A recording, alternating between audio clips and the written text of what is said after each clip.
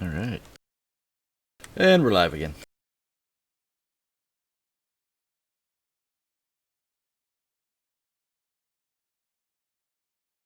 Alright, for anybody watching, welcome back for session 8. Sorry we didn't play last week, but I was really tired and had a headache. Election Joe. hangover. It's all his fault. It's all Joe's fault. It's all mine. We make no apologies. We're people, damn it. That's crazy talk. You'd have to double my salary at least in order to play when I had a headache. Right. But double nothing is still 0. Exactly. Alright, well, we can get started in the classic fashion of, let's go through a recap.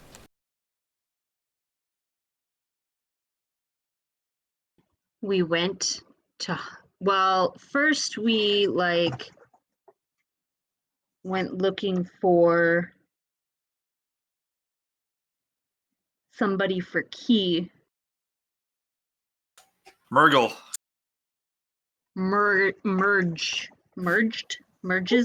I don't know. Yeah, I can't pronounce it. Marguerite. Her name was Marguerite. And she runs kind of like an adventurers guild type thing, whatever that equivalates to. Is that a word? It should be. Anyway, we signed up for the guild. You learned and his backstory. We learned Key's backstory and the evil people that are trying to get her. And of course, we will not let them have her. And then we were looking for a job, and there was a job. Oh, the guild is called the Guild of the Gray Lion. And we got a job taking care of some Ripper attacks in the west. Yep, the west. And so we went out there and got hurt a little bit. But we beat them. And Ula's gonna have her crown helmet bone thing. It's gonna be awesome. And also she found a wolf, a young wolf, and she healed it. And she plans to make it her new pet. And we've got just a couple hours before we've got to teleport over to the city, whose name I haven't written down in my notes, but in the northeast, the one that has a library. We can try to research Starts with an anything. I've got the map somewhere around here. Kutroff? No, that's the other one. That was one from the vision. Angon. That sounds right. Yes. Gorn had a little adventure too. We found out that he was pilfering some wares around the place and not paying for them, but I almost forgot that Garnt stole things and I had to go pay people back. He chloroformed himself, didn't he? Sort of. He did. He tried to chloroform someone else, but Danil, wasn't it? Yeah. It wasn't me, so I don't care. Oh, and Key had absolutely failed everything, so it was literally Jewel, Danila, and Ula that killed the Rippers. Yeah, Key was pretty upset about her backstory, I think. Yeah, I think it threw her that she needed to, or she was given a blank check basically to rename herself and kind of go into obscurity. But I think she figured out what her name is. So. Woot woot. So yeah, that's where we are. We were sitting around campfire, singing the campfire song. On our way back to get our full 75 silver, even though we all paid 150 to join this bitch. It's fine. It's not a pyramid scheme. It's a guild. Totally different things. It's totally different.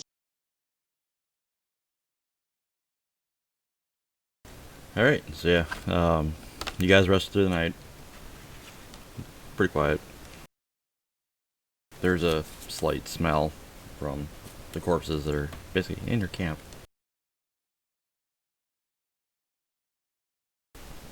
Yeah, next morning, you guys wake up and head off back to the city. Takes a little while to get back. What were you guys going to take with you as proof? Were you just bringing the corpses, or were you going to take something specific? I'm taking the head because I need a helmet. If they want to keep it, then I'm taking a second one. I mean, I guess we can just bring all the heads just to make sure there's no doubt we got them all. Wasn't there like 7 of them? Yeah, 7 heads. That's fine. I'm keeping the biggest one. Ula has a big head. What can I say? All right. Big brain. So yeah, you guys make it back to town and back to the guild headquarters here.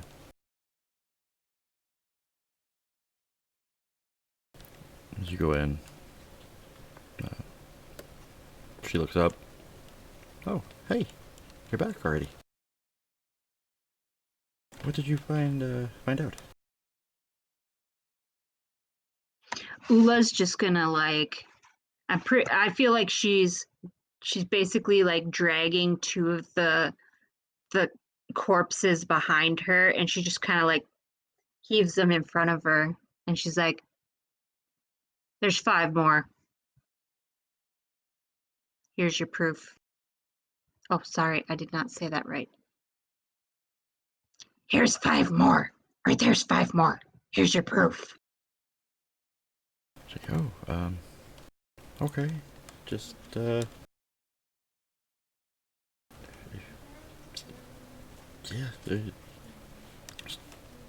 please take that outside. That's disgusting. If you want, you can. I'm assuming you have a cart or something to bring them back in. Just bring them around the back. A couple of members will come out and take care of them. Ula shrugs, and she grabs him, drags him back out. But when they bring the cart around, she makes sure that she keeps the biggest one, or at least the head. They can have the rest. But she wants to ask them, like the workers, if they know somebody that can help her turn it into a bone helmet thing. Yeah, they one of the guys said, yeah, I can take care of that. How long will it take? Couple hours. I mean, I gotta skin it, clean it, let it dry, and I can start working on it. How much time do we have? Oh, that's a good point. How much time do we have? So you're waiting for the contact to show up. So you've got a couple hours before they'll make it in. I'm hardly an expert in these matters myself, but I had a zoologist colleague back at the university who showed me the trick to defleshing skeletons. You gotta find a nice big pot and stick it in, like slow cook it for a while. The meat just sort of drips right off the bones. Absolutely disgusting work, but very effective.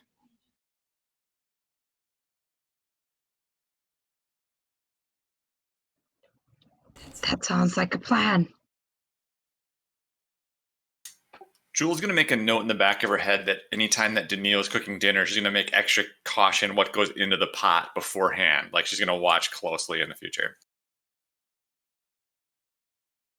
But no joke. Back in grad school, I once got roped into helping like prepare some carcasses for bones that would go into the collection, and it's very gross. They just were like, yeah, I'm just gonna stick them in a slow cooker, leave them here a few hours. It'll come. The bones will come right out. I actually learned about that from listening to true crime stories, regarding people like Jeffrey Dahmer and Ed Gein and stuff like that. Yeah, so All right. Key's actually going to, since everyone's all here, she's going to, I think like on the way back, she might have borrowed a piece of paper from someone to kind of write a message down. And she gives it to Marguerite and she says, if you happen to see Antette, please let her know from her student, and she says it very loudly, Asha Hess, that she's looking for her. So basically letting the group know that that's the world name she's chosen. What was that name again? Asha, Asha, Hess, Hess. All right. Yeah, I'll pass that along. Thank you. And thank you. Yeah, I mean, it's not much, but hopefully it'll help. At least throw them off the trail for a little while. It's more than I could have asked for, so I appreciate it.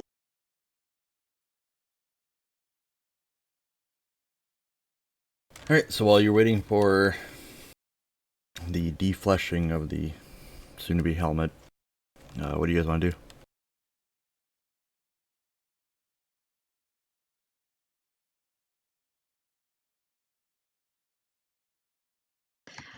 where is my wolfy friend? Currently fighting over one of the corpses with the other two people.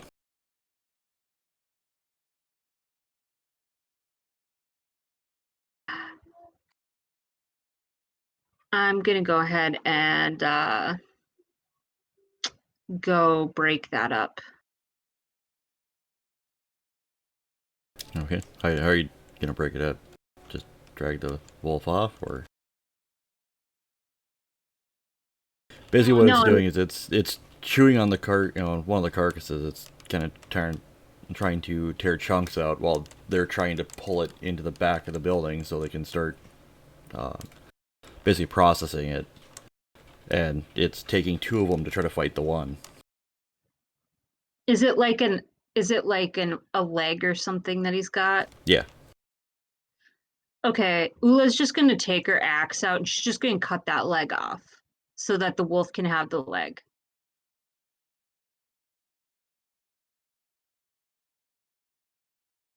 Alright. So yeah, as it comes free, and see the wolf kind of hop back a little bit. Almost has this smug look on its face as it just starts trotting off.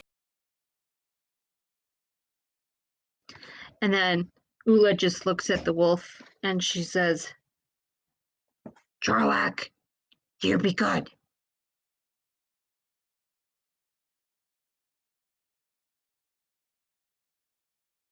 Daniel's going to ask the rest of the group.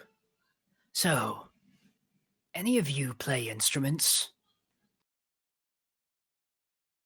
I never had much chance to learn, but would like to. Do you consider killing people and their screams an instrument? I feel like that's more of a vocal performance than an instrument exactly. Then no. What about you, Jewel? You're muted.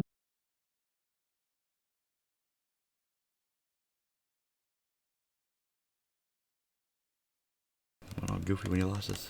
He did. All right, is that working? There we go. Yes.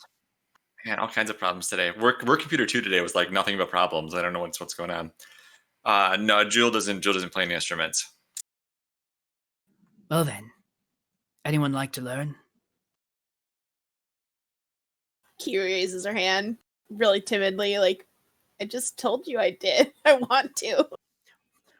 No, he heard it was mostly like the rest of the group too. Anyone else? He's not ignoring you. Jewel will be happy to watch, not necessarily learn, but she's intrigued by the music playing. She doesn't think she has the talent for it, though. That's pretty much where Ula is. She feels like her fingers are too big for like something like the lute, like Daniel has. So, but she'll watch, and she'll also, because she also has to keep an eye on Jorlak to make sure that he doesn't try to steal any more food as they're trying to haul the carcasses off. Something tells me that Ula would be more suited for percussion. Yeah. You never know. She could be really good on the flute or something. I'm just Get a picturing brass her with the band bass going. drum. I was thinking more like different sized skulls. Well, that Like- too. Like If the we want to go for a Lion very King. edgy band. Like those xylophone skulls from Yes! Be Prepared. Yes. Anyway, Best song in that Dan- movie, by the way. yes. Daniel Jeremy will take out Irons his for the win. lute and like start teaching the basics to Key during the time they have to kill. All right. Give me a leadership check. We'll go hard. 1 red.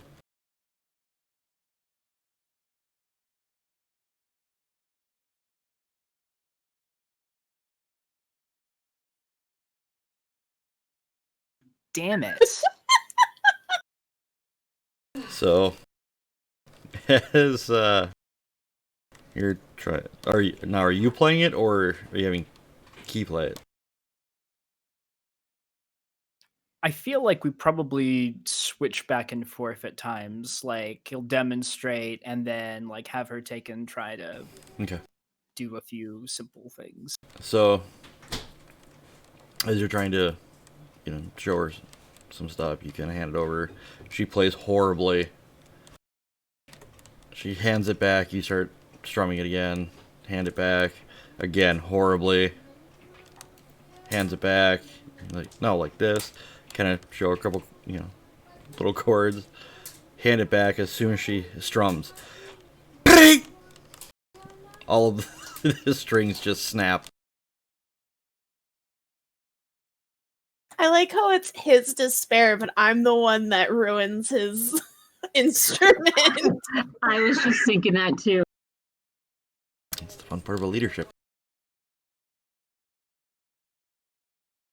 I gently hand it back. I guess I'm as good as your map making.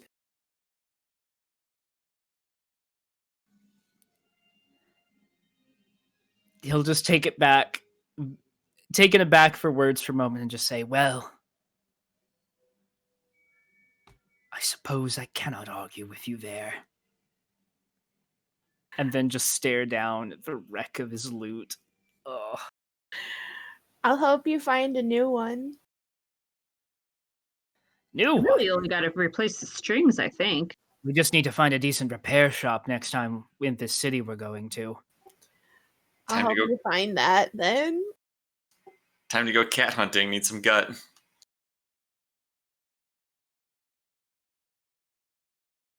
All right. So as time passes, you guys are just kind of sitting around. You see a larger built human walk in. He's got this nice pristine looking armor. You can tell it's been cleaned, but there's still like a lot of rents and dents in areas. Long, like maybe down to his middle back, or the middle of his back, just gray hair. His face shows a few scars that are hidden under a well manicured beard. And as he walks in, Merge jumps up. Oh, sir, you're here. These are the people that I sent you the message about. He just kind of looks over it. So you're the ones that need transportation? That's true. Alright. Yeah, I can get you to, where you need to go. Or at least as far as Angon.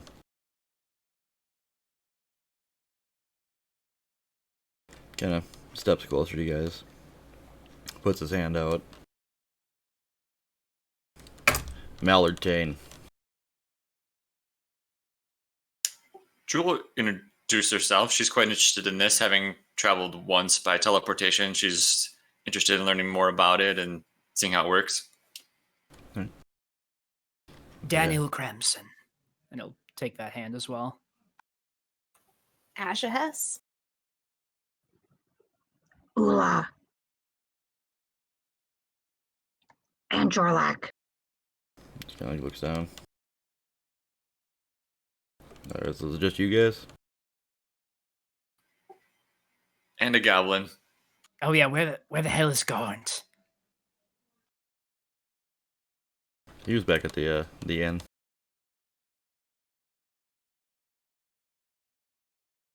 Yeah, there's one more, probably, assuming he still wants to travel with us. Alright. Yeah, did we There- check out of the inn? Like, I guess I haven't really paid attention to what our. No, what we're- I'm pretty sure we didn't because we dropped Garnd off there before we left. Yeah. So we probably should go do that and check, make sure he's okay and if he wants to come. Alright. So as you guys head to the inn, go back up to Definitely your rooms. left him chloroformed. Sorry, it's just funny to think about. So as you go up into the room that he was sharing with Danil, he's got just all sorts of bottles sitting around, some full, some empty. Some that are different shades of colors, some that like have kind of a swirl in them. And the whole time he's got his back to the door. And all you can hear is just you see this little puff of smoke go, you're like, whoa. Just keeps popping more.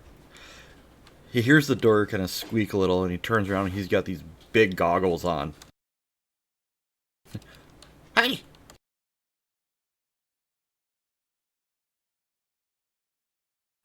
Well, glad to see you found your calling, Garnt. But we're heading out soon. We probably heading pretty far north. Coming with? Yeah, give Garn a minute. You see him just start All right. slamming like rubber stoppers or like cork stoppers into the bottles and just tossing the bottles, not setting them gently or anything, just tossing them into the case. So he gathers everything. Okay, guard ready. Well, I guess let's get going. Okay. So as you guys head back, give me a hard perception. We're gonna go 1 red and 2 setback.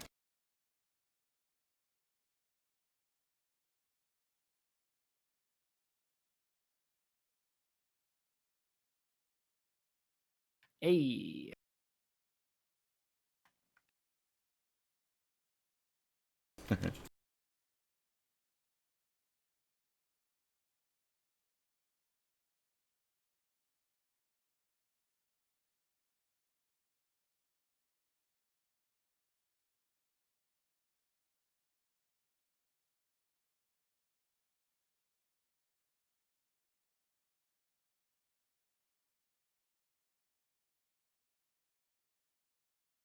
Alright, so Danil and Jewel, you hear this really weird sound. Nobody else notices it.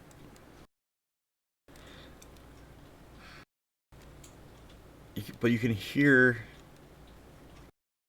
It sounds like a very soft hissing sound. Is this when we're still in the inn, or where's? No, this is as you guys are walking back to the Guild of the Grey Lion. And let's see, Key got a triumph. So yeah, so as you guys are walking, you can hear it, and it sounds like it's coming from Garnd, or at least his area. Garnt, Huh? are you sure all of your bottles are properly contained? It Yeah. sounds like there might be a leak in there. So he kind of holds it up and listens. What Key sees, as he does that, is she didn't notice it, didn't hear it. As it goes like this, the bottom just drops out and just begins to bubble around all the glass on the ground. Garden box broke. Yes, I think we can all see that. You see him start kind of carefully picking him up and just tossing him into his into a bag on his.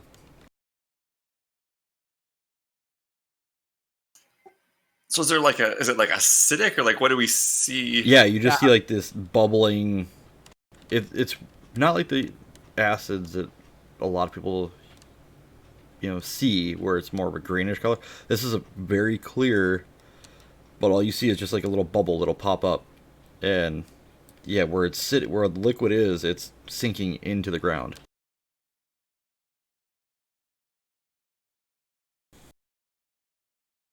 Yeah. I'm not sure we want to touch too much of that. I don't think your bag is going to hold it either. Somehow Jewel has a career. A career skill of hers is alchemy, even though I haven't fit that into her character at all. Yeah, same. So maybe is there some kind of roll I could do to see if I would know maybe how to counteract this or how to make it stop? Yeah, give me a. So it's an alchemist. Let's see what this one. We'll go a hard alchemy. I'll assist. That's This is just turning into the episode of Breaking Bad where Jesse like melts the acid through the bathtub. I'm just picturing trying to get like a box of baking soda or something and throwing it on it, hoping that it'll stop. Yeah, what worries me is that it's eating through solid ground. Well, is this a dirt road or like a paved road? It's well, it was paved with some dirt in it, but now it's already eaten through the brick, and it's starting to get to straight into the ground. All right, yeah, that's worrying. If it was just dirt, like, Give me a hard mechanics check. Is that back to me again? Yeah, for anybody that's trying to figure out how to stop it. Wouldn't it be alchemy? I don't think there's an alchemy skill, is there? Yes, there No, is. there is. Oh, Rolled yeah. it. Then roll it. You did. Yeah. okay. I did roll one. Okay. So, yep. All right. Knowing what you know from the university you went to, if you can flood it with liquid like water, milk, anything like that, something that basically will dilute it down enough.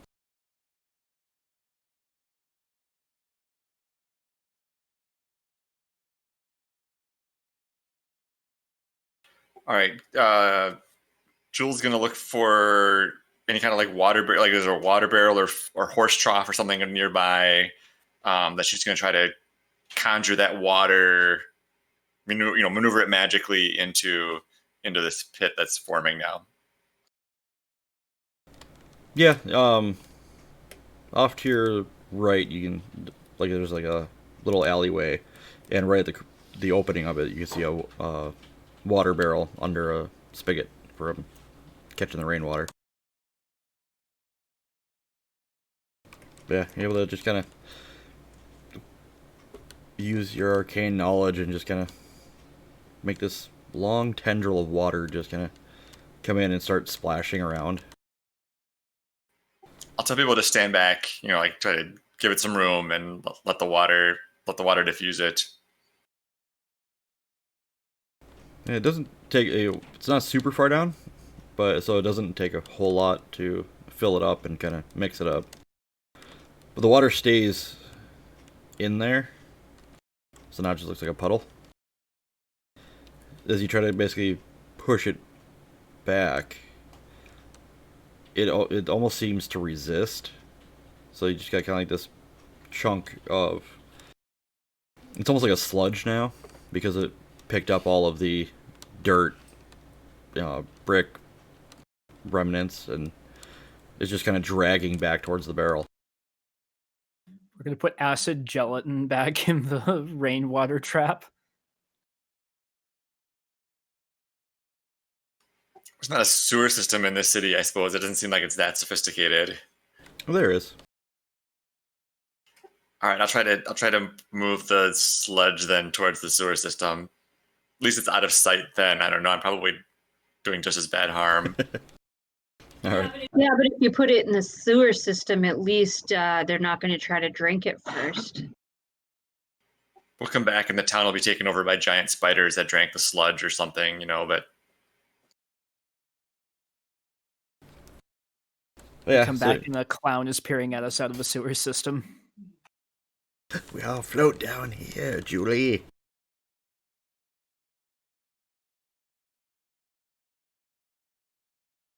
Yeah, you're able to get it down into the... Basically, once it goes into the sewer grate, you let the arcane energies just dissolve, and you can hear kind of a sickening just flop.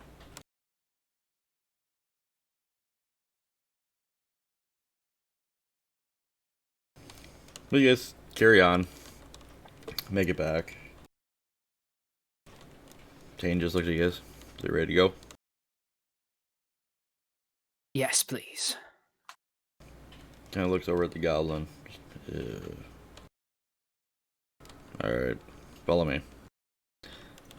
Brings you back into where the office is, and then through one of the doors, which leads into kind of a larger room, but on the ground there's arcane markings in a circle. Like, step in. Pulls out a scroll, kind of starts reading it. And as he's reading it, you guys feel the air get colder. You kind of feel like everything in the room is being slowly sucked out. The heat, the air, everything. And as you're looking, you see towards the center, it almost looks like shards of glass just forming into a giant ball. But they're spread out, so they're flying around it. Big bright burst. You feel them hit you. It doesn't hurt. It's a weird sensation as these shards hit you and go through you, and you feel yourself get sucked in to that the center. A second later, you feel yourself thrown back out, and you see the same shards starting to collapse in on itself again. The room you're standing in is a little bit larger. There's some bookshelves, and it looks like it's painted kind of a reddish color that's just kind of faded through time. He just looks around. Alright, we're here. Thank you. Was I able to get my skull before we left? Yeah. Okay. She's gonna make sure that it's fashioned all nicely to be a big old helmet thing. Also, she's probably gonna need to kind of reassure Jorlax, so she's gonna kind of like try to calm him a little bit because he probably didn't like that too much. Yeah, not really. He's, I mean, tails between the legs. It's kind of huddled down, just looking around. She's just gonna kneel and she's gonna try to, if he'll let her, she'll like try to pet him and she's just gonna talk softly to him, just kind of, it's okay, it's okay, you're safe, I got you, we're good, remember? Yeah, he's a little hesitant to let you, but he'll kind of lean into it. Still a little shaken up, but he's kind of coming out of it. She's like, oh, and she reaches into her backpack and she pulls out a bone from the thing he was chewing on earlier. She gives it to him. He just starts gnawing on it. That's a good boy. So Tane, look to you guys. Alright, welcome to the site in Angon for the guild. If you guys need a place to stay, you can stay here. I'll show you around. Is there anything you all need? Actually, do you know where the library is? If could you give us directions? Yeah, I can do that. So he brings you outside. Doesn't bring you into the road. I mean, it's busy here. There's people everywhere. But he turns and he kind of points. He's like, see that really tall tower over there? Head straight for that.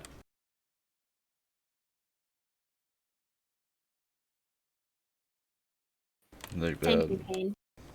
yeah. Don't mean to be rude, but I've got some stuff I have to attend to. So if there's nothing else, I gotta. Very well. Very well. Alright, well, welcome to the guild. If you need anything, let us know. We'll do what we can to help out. From time to time, don't be surprised if you get a message with a possible job in an area.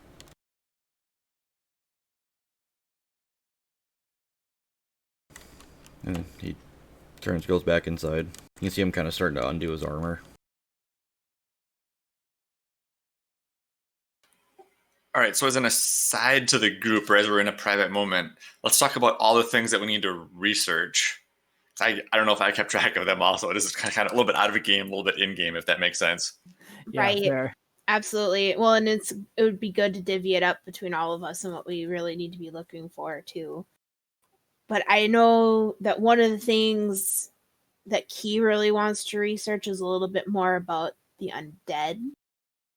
That group that we found under the mountain. So that's one thing, maybe how to get out of our little predicament with that. And I do feel that whatever our dreams came out of happened in that excursion too, with the gentleman in the tomb.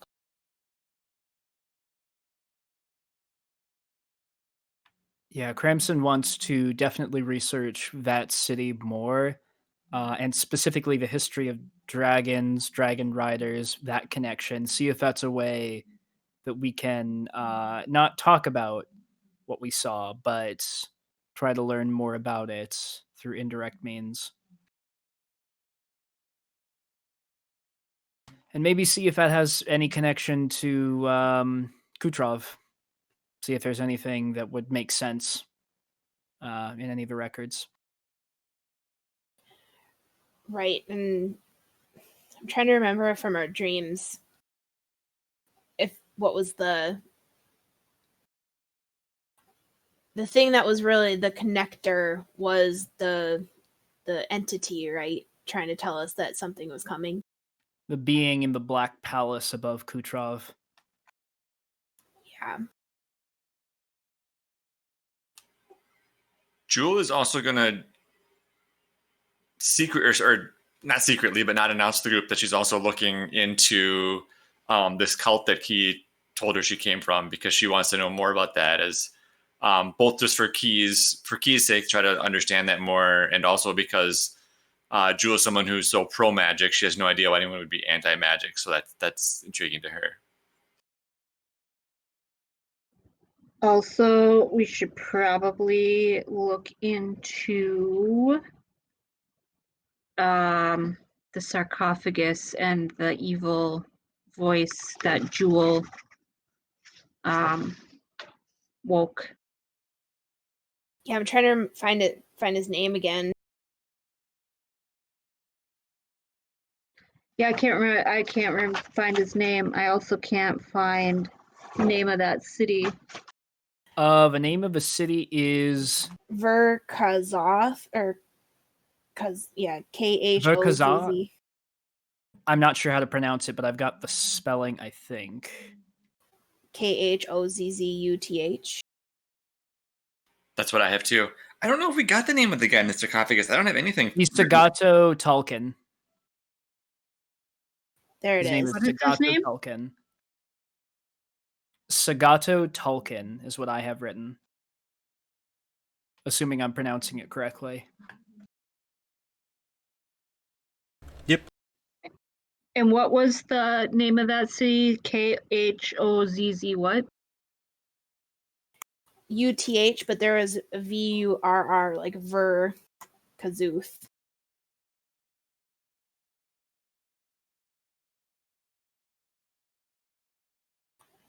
I mean, so really, these are all kind of connected with the Dragon Riders and everything else.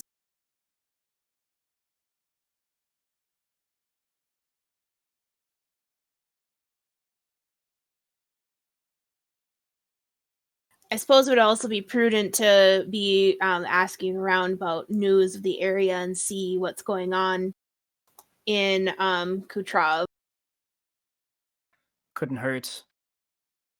In addition to all this research, Cramson's, I've got to find a good repair shop for the loot, and I'd like to find an armorer while we're here. I'm wondering if we might be able to find something nice. What's wrong with my helmet? Not for you, for me. Keith's laughing. You just said find something nice.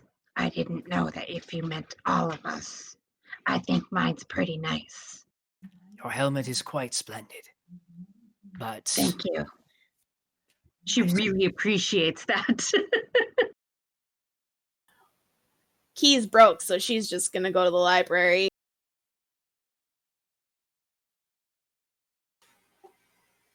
Jewel's going to keep her eye open. It's a really long shot too, but if anybody has any bone earrings that she could buy for Ula, that would go with her bone helmet. It's a total long shot, but Hey, you never know. she might even talk to a jeweler to like somehow making some bones that would go with that. There's some earrings that would go with the helmet. Alright, I'll be back in just a second. I gotta find my notes, which I think is over on the table. Sounds good. Now that I'm thinking about it, might be a good idea to also research more about the coins that we have in our possession. I'm thinking before we even get anything done, Cramson's going to use his heroic ability to try and ask a couple of questions about the coins. See if we Probably a can't good idea. learn like a couple of limitations.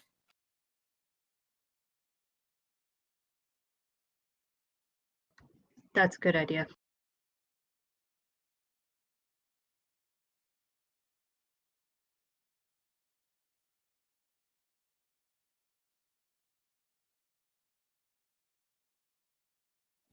Also, I don't know. I feel like Ula would have done it, but she's introducing you guys to the wolf. His name is Jorlak. And it's her buddy now. He's a very good boy. He is a very good boy. Yes, Key is definitely going to be there every step of the way with you, giving him treats and pets and hugs and loves. Because she has never had a pet before in her life, so she would like to cuddle with this wolf thing that might kill her. I'm just imagining that Ula introduces him to us as a wolf, but then we see just a dog that looks like Pippin, all stubby and floofy. Yes, this is my wolf. He's very strong and brave. I mean, Pippin is part of my pack. Yeah, and then when I finally get a high enough level of the talent, it's going to be a dire Pippin. Oh, So good. Belly up today.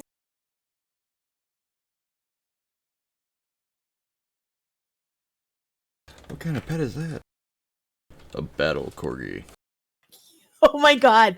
All right, new goal for my character. She wants a battle corgi. there's a whole comic series about a battle pug. It's called Battle Pug.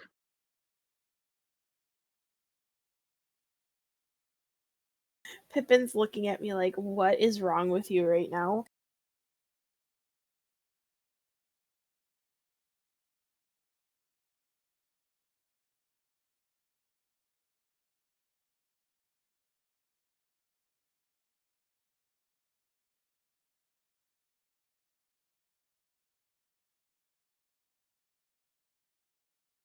Alright, so what do you guys want to go for first? I think Cramson should do his thing first. Oh yeah, that's right. When you got up, Cramson's going to try to use his heroic ability, contact the spirits in a room that they get assigned. See if he can't ask a few questions to start off. Okay.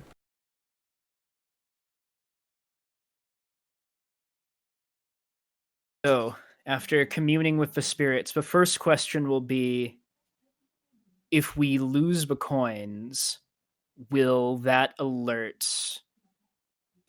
the guy back in the city? I don't know if we ever got the zombie guy's name. You did not, because you never asked. I was going to say, I don't have it written down, but I didn't have the other things written down either. So apparently I Yeah. was not good on those dates for note taking.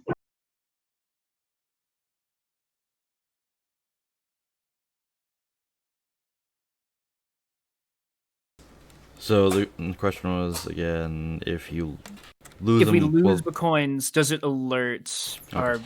the zombie guy back in the city?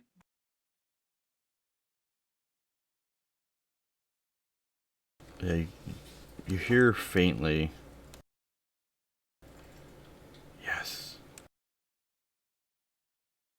Expected, but had to confirm that for sure. Second question, is there a way to dispel the magic without alerting him?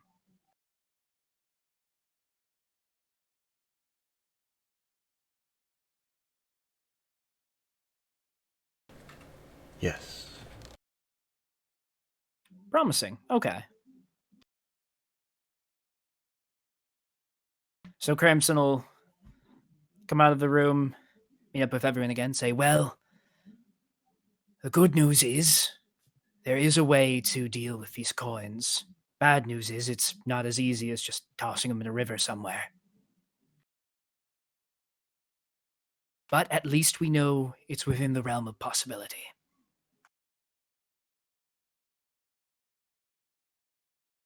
and then because I feel like this may end up taking longer, and we can research while it's going on. Cramson might leave the party for at least a little bit to try to find an armorer who could make him some elven chainmail. It has rarity 7, but I can afford it. And I did just take the battle casting talent, which allows me to wear it without and cast spells without penalties.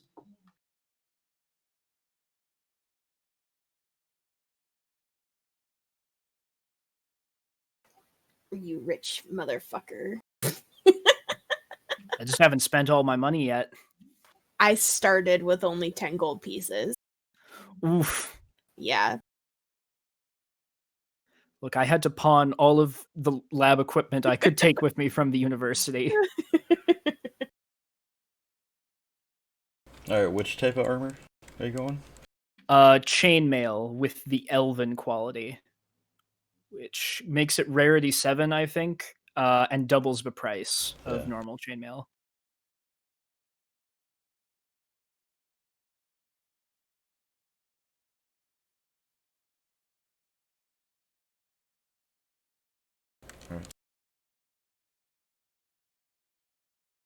All right, so you go off in search of the armor. What's the rest of the group doing?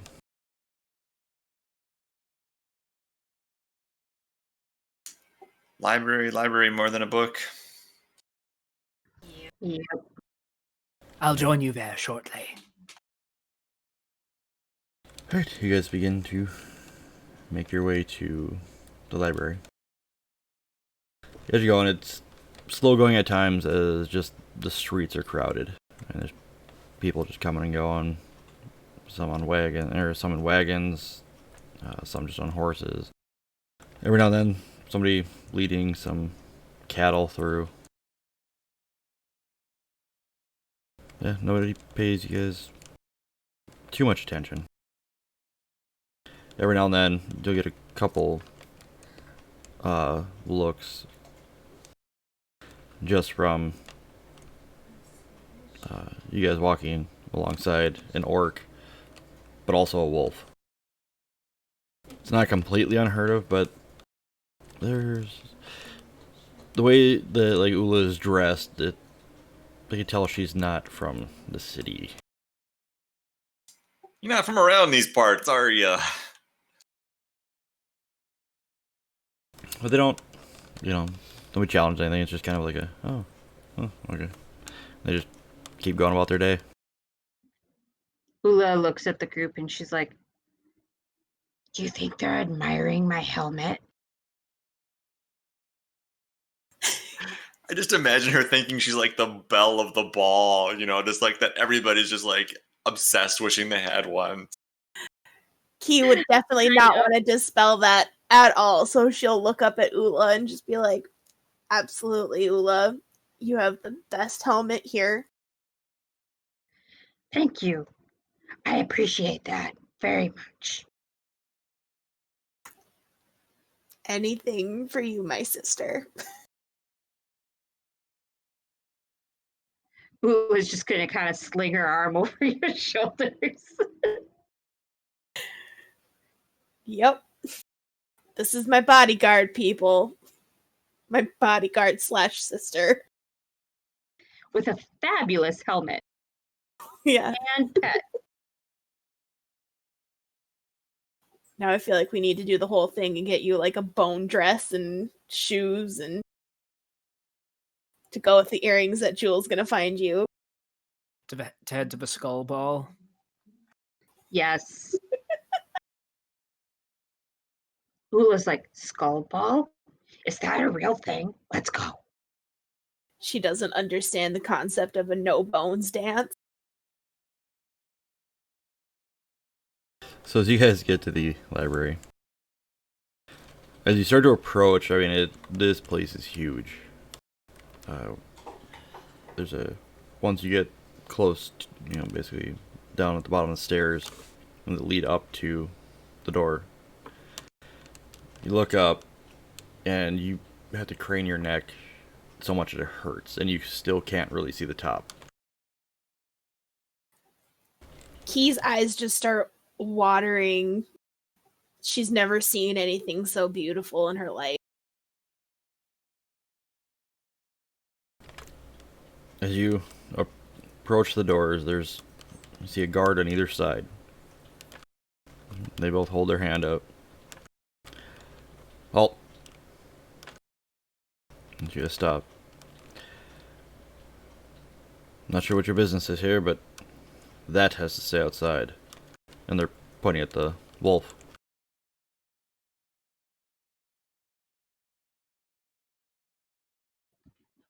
Ula looks at them, and then she looks down at Jorlak. And she looks back up at the guards. And she looks back at the wolf. Like she's trying to ask, like, obviously. She's like, she just kind of talks to the wolf like, what do you think?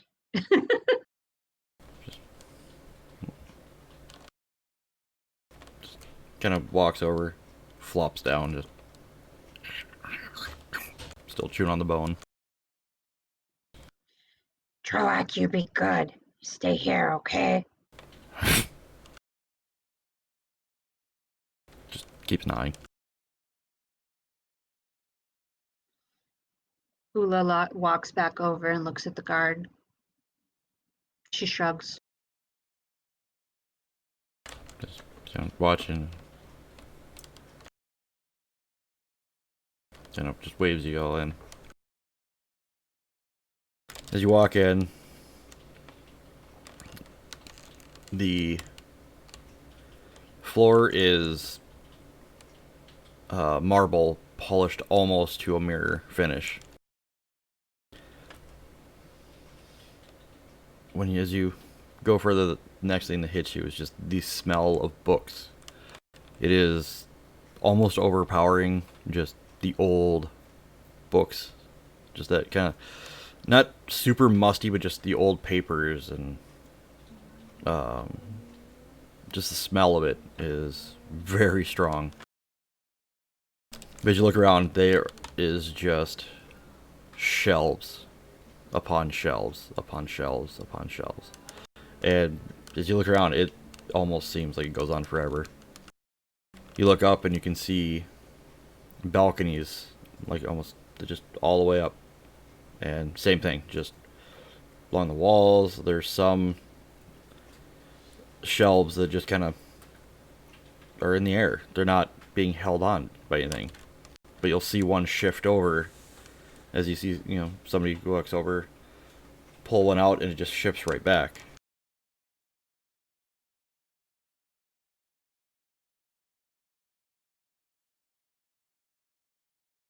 See this little gnome lady come up? Can I help you? Jewel will introduce herself and show the badge that we all got for our guild, hoping that makes us look legitimate or throws some weight. And then just ask for a general introduction about the library without trying to give anything away yet of what we're looking for. Oh, okay. Well, this is Angon's library. It's been around for many years. We have one of the largest collections here. And if you can't find it, well, it probably doesn't exist. Jewel also casually mentioned about that it's bigger than the library at her university, like trying to just build up rapport of that she's someone who's learned. I mean, not trying to be like in a cocky way, but just like trying to show that she's someone that can be trusted or whatever. Right. Build that alliance. Well, she's just kind of basically walking as you're following along. She's just like weaving in and out of bookshelves. Key did not follow. She's still stuck at the entrance, eyes wide, jaw slack, looking around like, I didn't know something like this existed in the world, and she's just in complete shock. So she's not with you on this little walk about. Are we safe to assume that like we checked into a inn and we're planning to meet back, like that kind of stuff has been arranged between us? Yeah, we're staying at the guild hall, right? Yeah. Okay, cool. Also, we're making jokes about Belle before, but now it's very appropriate for Key. Yeah, it's partially that, just because like that's all she really could do while she was there was read.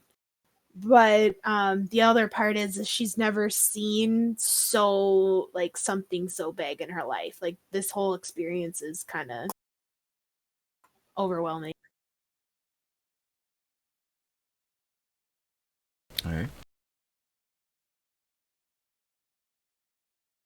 Does when the gnome is like giving her tour type thing, does she like show where there's like a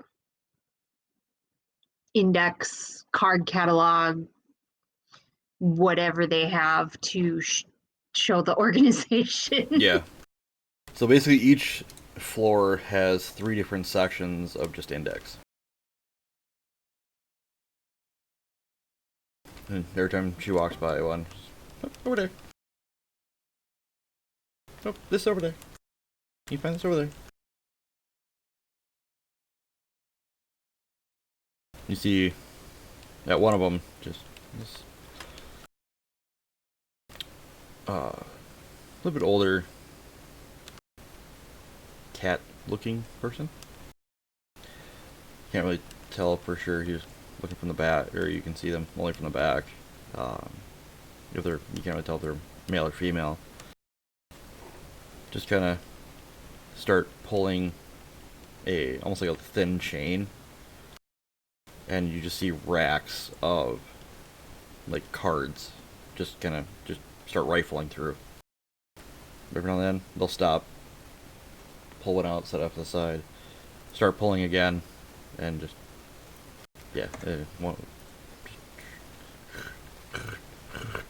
and for a while they do that before they finally pull the second one.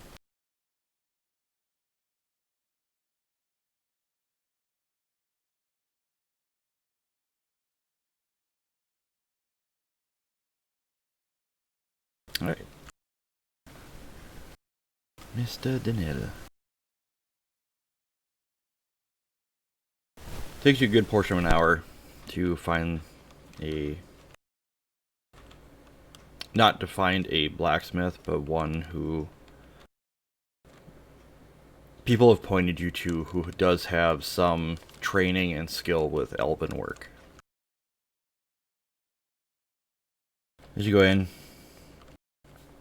you immediately just smell grime, grit, just sweat, hot metal, smoke. Place is fairly clean, but you could see just kind of, it's got a counter, but there's a few shelves with like some samples of what the smith can make for armor, weapons.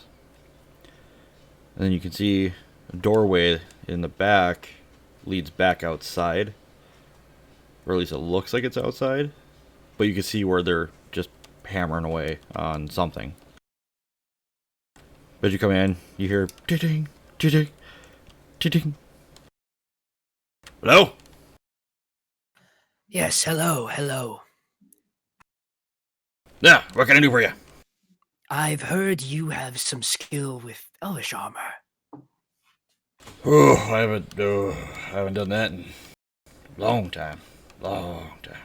Yeah, I do. What you need?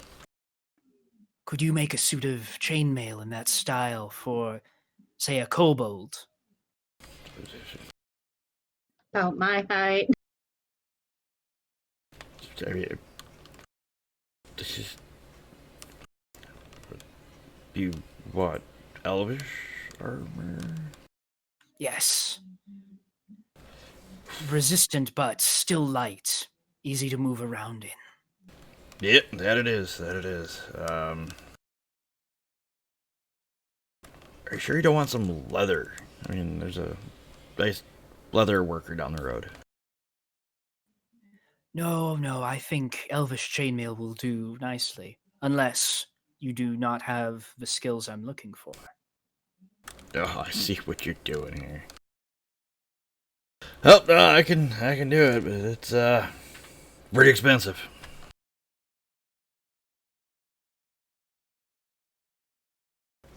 Couldn't hear you. Oh, dang it, I wasn't clicking the button. That shouldn't be an issue. Alright, when do you need it? How long will it take to make it right? Well,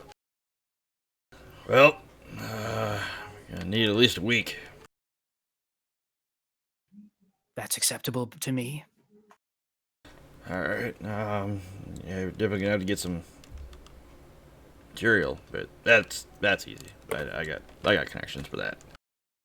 It's probably gonna run you about 1,800 silver. Bit of a markup. I don't get asked to do Elvish a lot, so I don't keep a lot with me. Fair enough, but surely for a kobold, it's a much smaller than the normal suit of armor you'd make. Which can actually makes it a little bit harder because it's got to be a little more intricate. If you want to go ahead and give me a negotiation check. Yeah, sounds good. It'll be we'll go 2 red, 1 purple.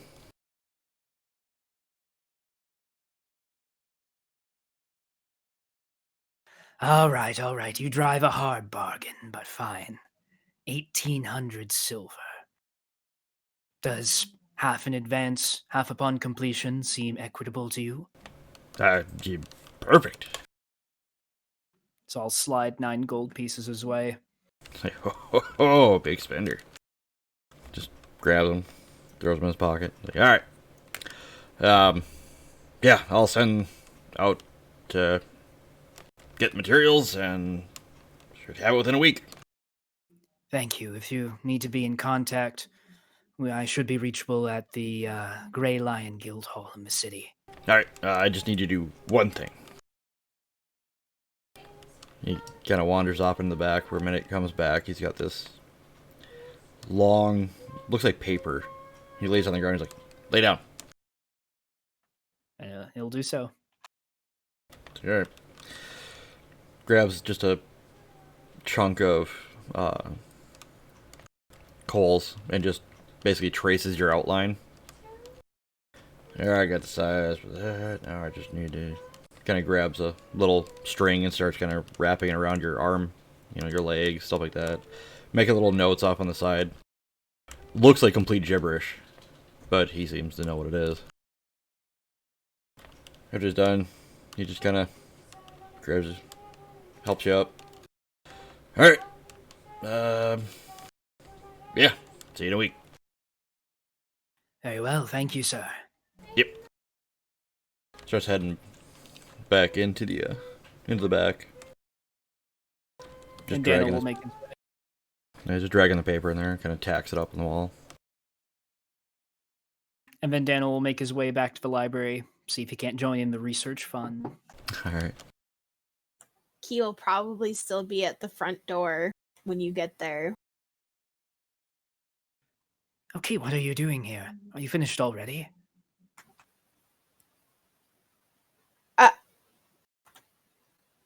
How long have I been here? I do not know. How long have you been here? You've been standing there for probably a good 45 minutes. Like, people that have been coming and going have to kind of go out and around you. She kind of just looks around, completely like broken of her reverie and just a little embarrassed. Like, let's go in, shall we? Yes, let's find the others. That'd be a whole mission on itself. Alright. We may have to abandon that one and just do our own research then. Yeah, it's fine by me because I'm guaranteeing you that every little thing that she sees, she's gonna kind of just be like, "What's that?" Alright. She's gonna be a 3-year-old. What's that? What's that? What's What does that? this thing But do? why? But why? What does this red button mean?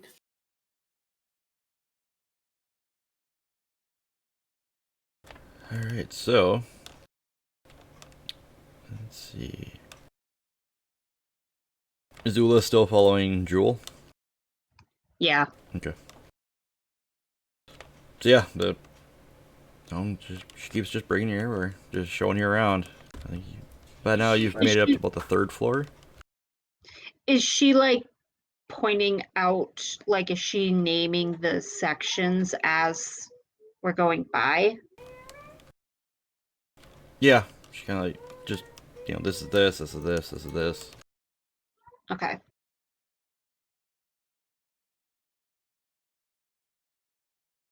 Is anything you want to like specifically looking for?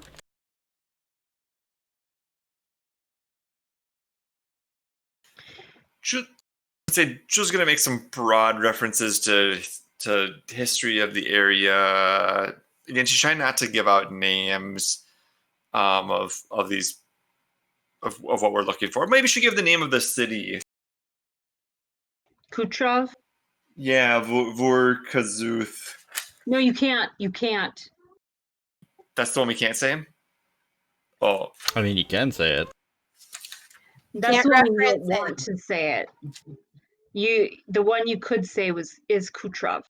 oh, okay. Here's the question: does Jewel make that mistake anyway? There is that.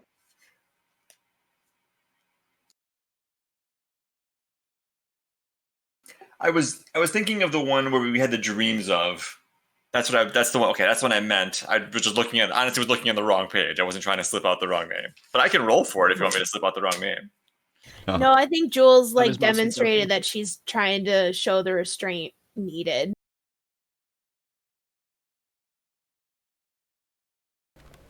So yeah, no. She's like, I believe we've got something on that level 12, I believe.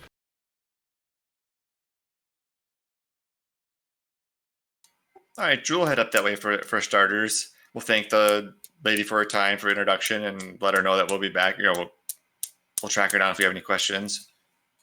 Oh, lovely, lovely. There's many people here that can help you. But yeah, if you want to find me, that's fine. I'll be around here somewhere. Thank you. Yes, yes. And as you guys see her kind of start walking off, you see one person just kind of. Oh, lovely. Come over here. What can I help you with? Just always on the move.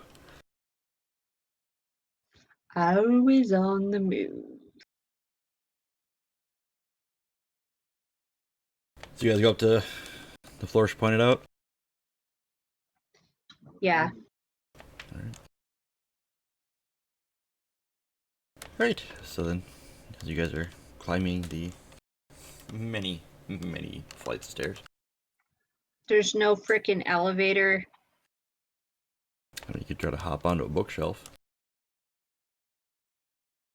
Yeah, I don't think that's a good idea. Oh, I think we lost Jewel.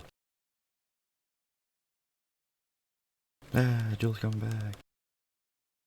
Jewel has been lost to the library. All of a sudden, I can't hear you guys. Oh, I can now. That's why I keep dropping though. we figured the library gotcha. Great, we lost our fucking mage in the library. Oh my god. I read this book. It was super great and it was all about like magical libraries. It was so awesome. Alright, so what is Danelle and Kilo searching for?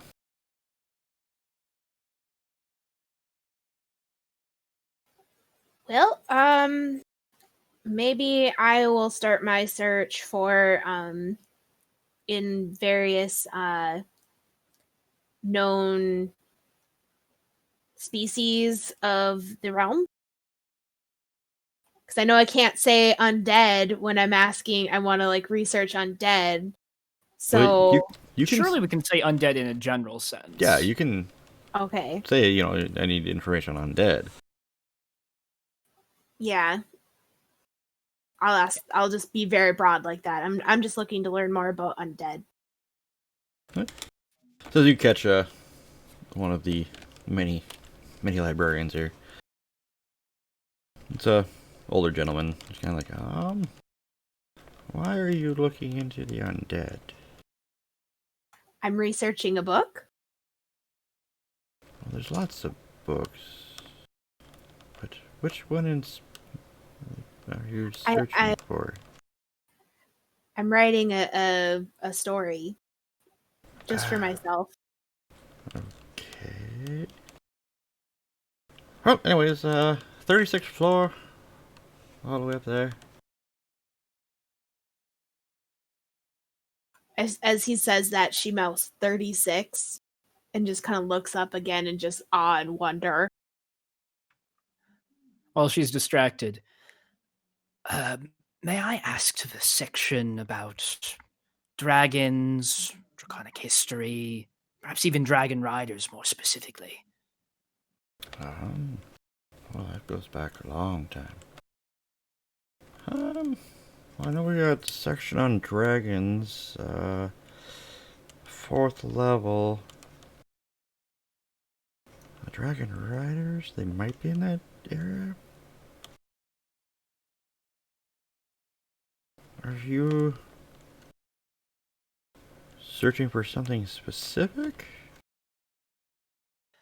The focus is upon history, but who knows where my research will take me at this time. It's ancillary to my main purposes. Well, let's see. If you want history, I'd say go level 19. You should find some history about that. I don't think too many people wrote about it, but good place to check. Very well. If you think of any rare tomes or anything like that, I'm certainly happy to investigate any reference copies you have. Well, I'll see if maybe I can find something, or one of these other ones, one of these other kids here can find it. Thank you for your time, sir. Yes. Is there anything else you need? I think I should be good for now. I'll let you know, or another librarian, if there's any other assistance I need.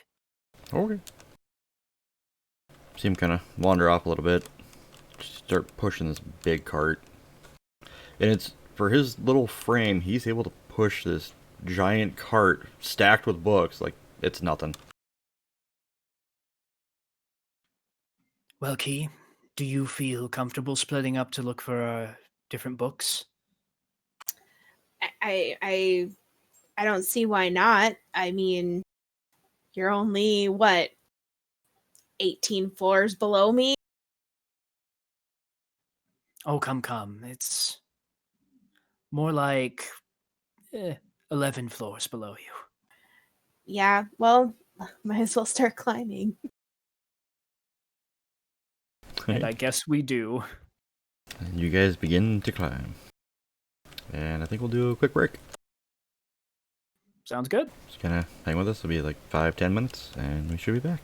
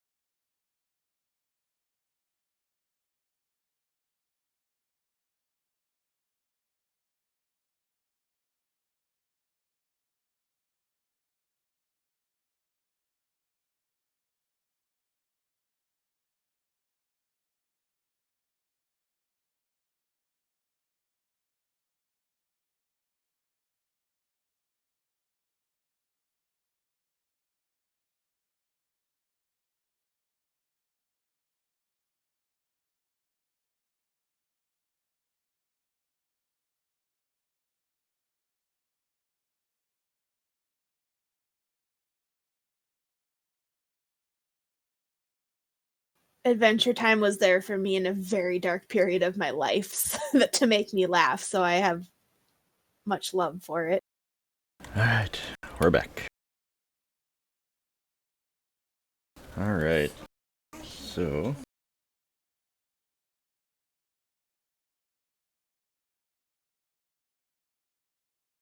I shall... I'll start with Jewel and Ula.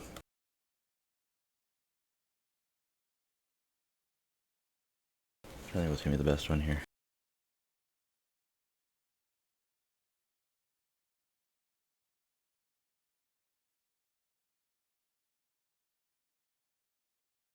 Let's see, we could do...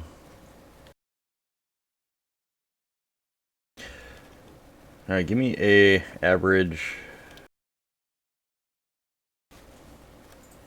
We'll go lore, or knowledge lore. You'll get 2 boosts for being in the library. To see if you can track down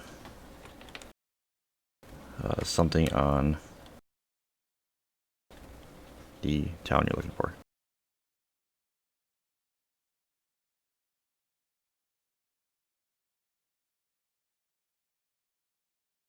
Alright. So yeah, it takes you guys quite a while, just from the sheer amount of books, to track down any books, scrolls, anything for Cutrif. You managed to find, say, about 3 books and about 2 scrolls.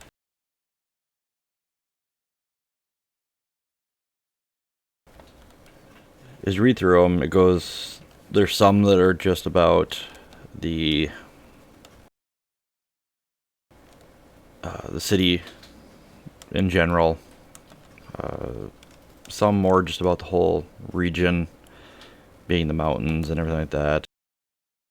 One thing that keeps kind of popping up is how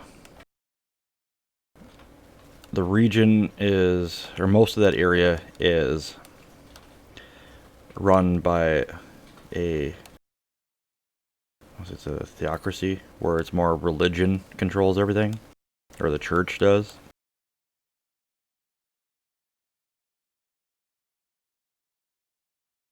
Each Does it say which theocracy? depends on the region that you're looking, or where you're at, as to who or which one kind of controls a good portion of it.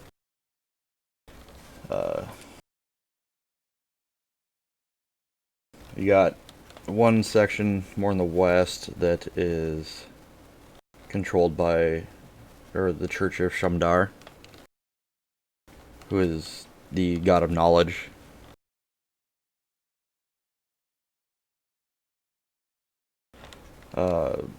More to the east of Torzeb's Keep is Adriel, the goddess of justice, light protection.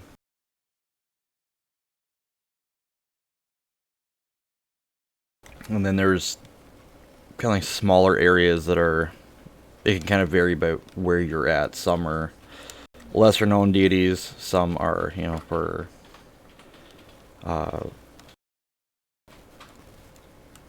they kind of take in not so much just one church or one deity, but kind of just amalgamation of a bunch.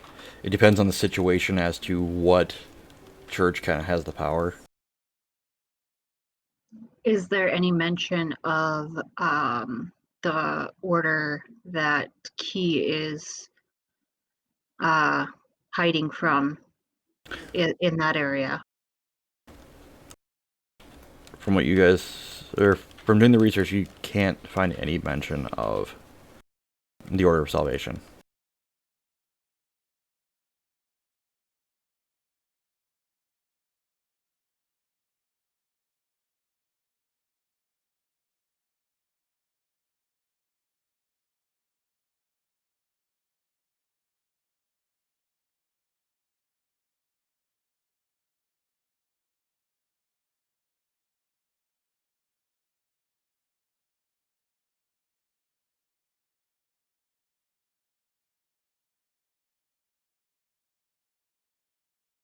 Some of the newer reports, or newer scrolls, have put,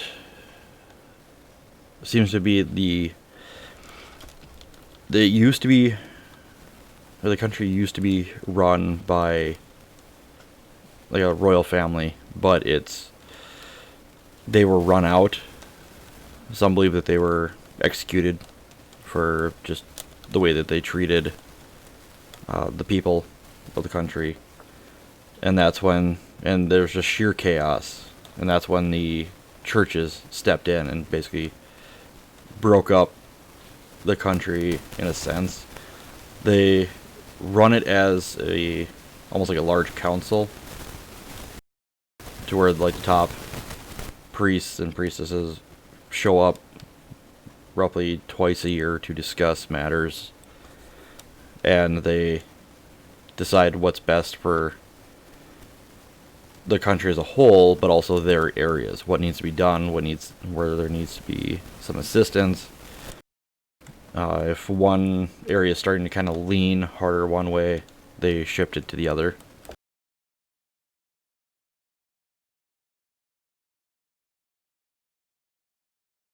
A theocracy, democracy. Kind of. Something like that. Depends on how democratic the churches are, I guess. Yeah.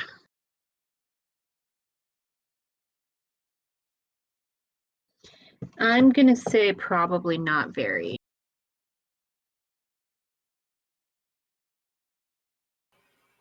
Remember to vote Buddha for president, everybody. Buddha. You're 2 weeks too late.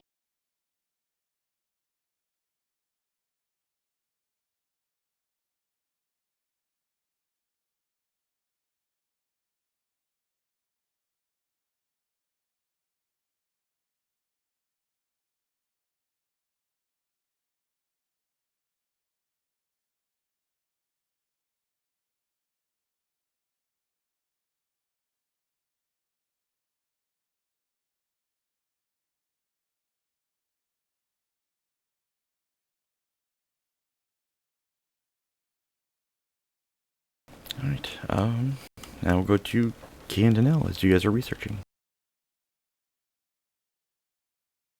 So, pretty much same roll. Yeah. A lore with 2 purple and 2 boost.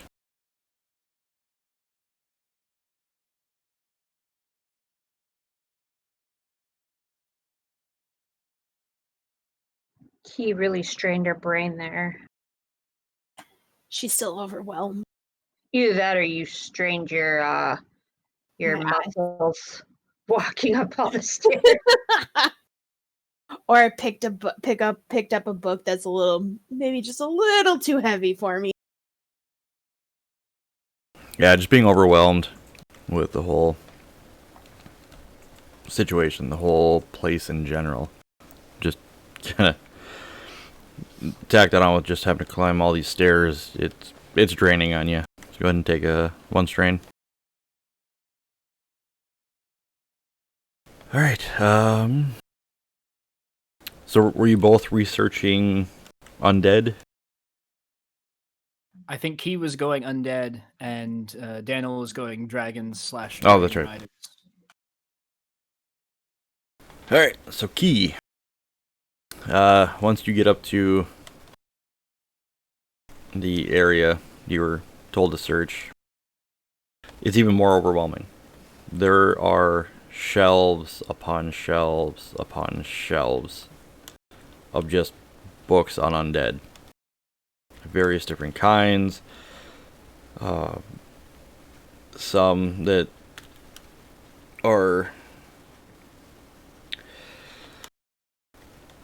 go through the quote-unquote legality of undead. Some books that talk about necromancy, and some say that it's not evil. It's the dead are part of life. Their soul's gone, so just use the body. And then there's other books and scrolls that talk about how it's an evil, vile magic that should never be used.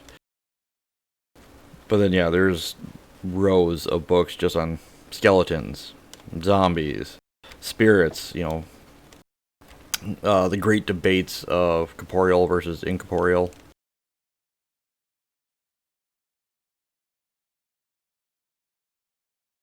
So I would probably hone in a little bit more on, and granted, I'm not asking for any help, I'm just reading about it, about the zombie type, or learning more about the type flesh-eating undead.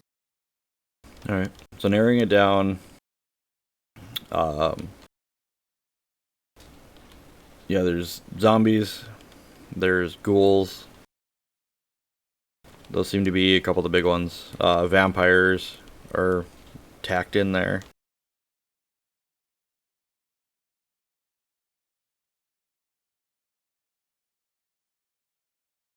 Are these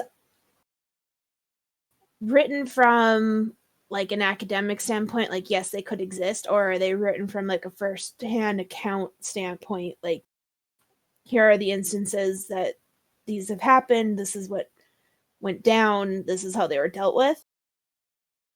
Both. So some are from almost like medical records, in a sense, I'll think like a medical textbook, like an anatomy book, where they've got it all splayed out, drawn out. Some of them are done or have been done by professors. People have studied just the dead. Some are actually written by different churches. Some are, but there's a lot more of ones that have first-hand accounts of dealing with the undead. So I guess when I ask that, is there anything in there that's showing me when you are dealing with the flesh-eating zombie, these are the tools that you need to defeat them? There are a couple books, which are mainly the ones that have been done by the church. They're like, call upon blah blah blah God, and they'll protect you, and they can't stand the feel of holy might if one should attack. But the ones that kind of go more in depth are the first-hand knowledge. While we were investigating this region, we stumbled across these creatures. Every time we'd take them down, they would get right back up and come at us again. We had to use holy water, divine energies, and beheadings to destroy these creatures and keep them down once and for all. And do I come across anything in here that relates to anything near Stonehill? Like any instances near Stonehill?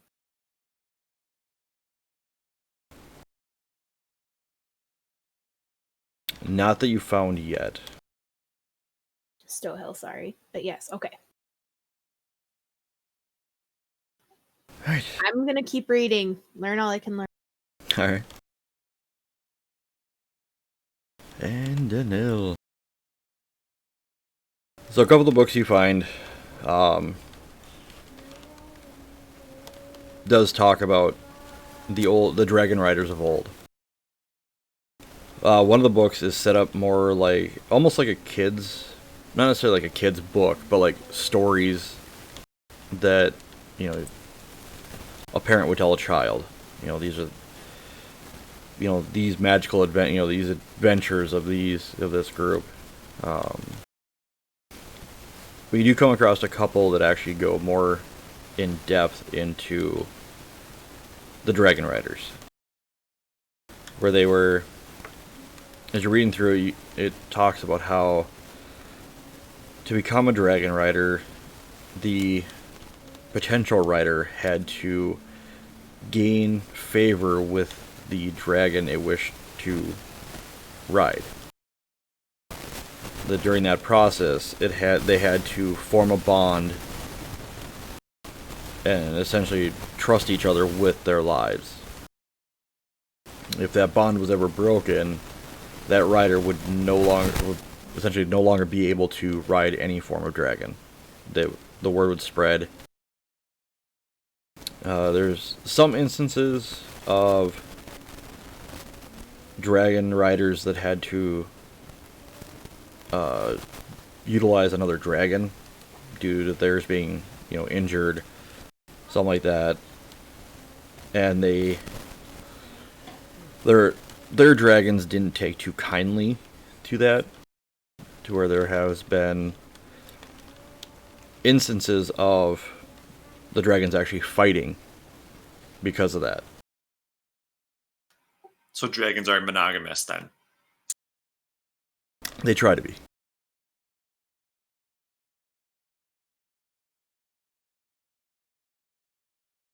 But there seems to be something within that bond that would, almost as if the dragon would share its life with the rider, so they would actually live a lot longer as long as the two were bonded. And there's reports in there of when a dragon rider is killed, that if they had a family, the dragon would actually protect their homestead. And if one of the children grew up to be wanting to be a dragon rider, it was actually easier for them to become a dragon rider because they already had the bond from their birth up. There's a few chapters that talk about the betrayals, where on occasion, one of the riders would treat their dragon horribly, that the dragon would actually turn on them. One instance was a dragon with the rider flew back to the home of the dragon rider, proceeded to destroy it, eat the spouse and children in front of them before killing them.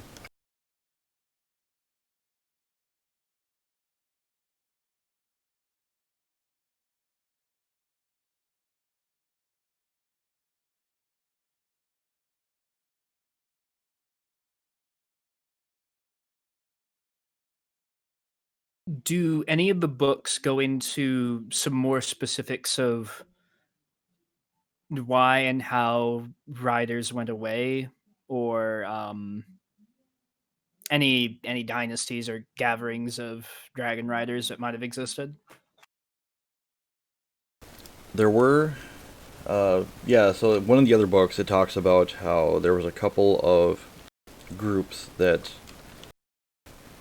were, I don't want to say notorious, but more famous among some of them, that when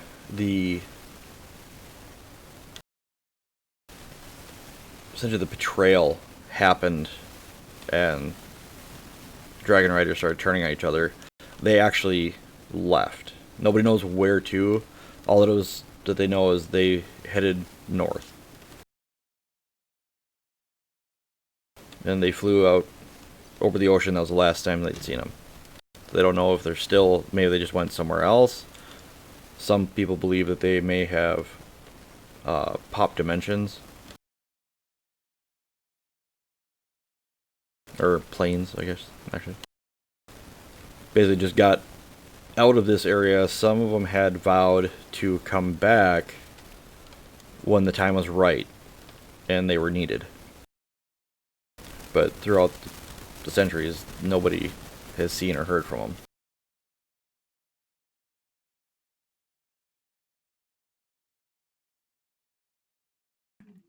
And then I guess finally, do I see any mention at all of that city that we must not name? It is written in there, as it's talking about the betrayal.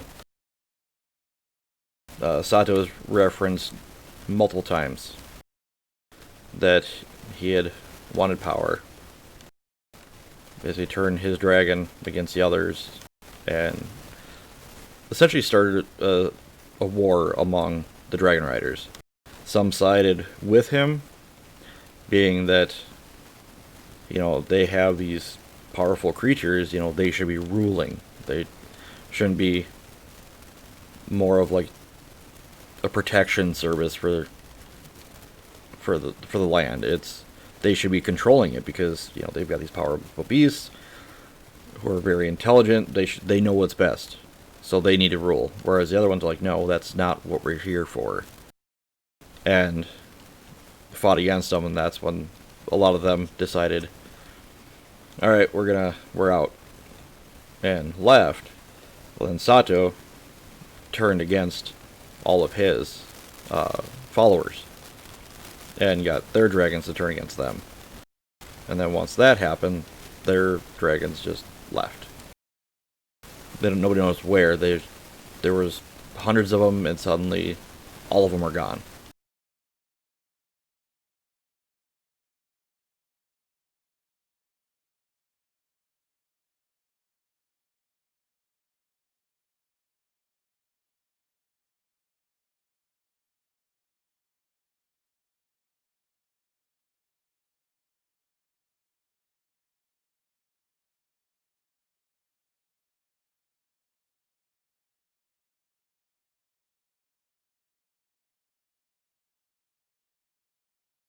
And then after the disappearance of the dragons, is there any further mention of that place or Sagato at all?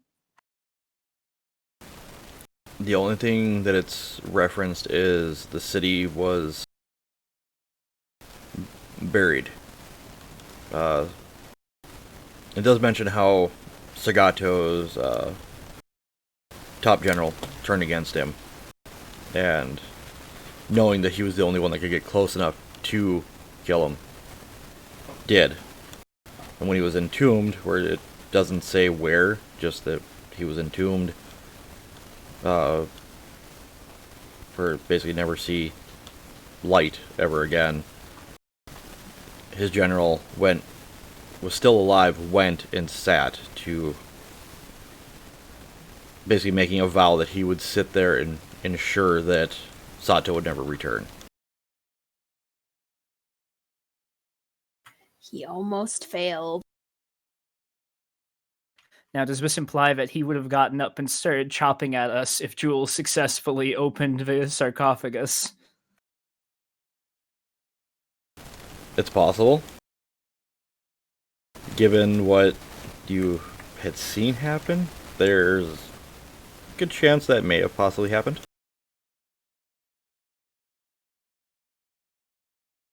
Of course, there's also a good chance that it may still happen. Never say never. Damn it.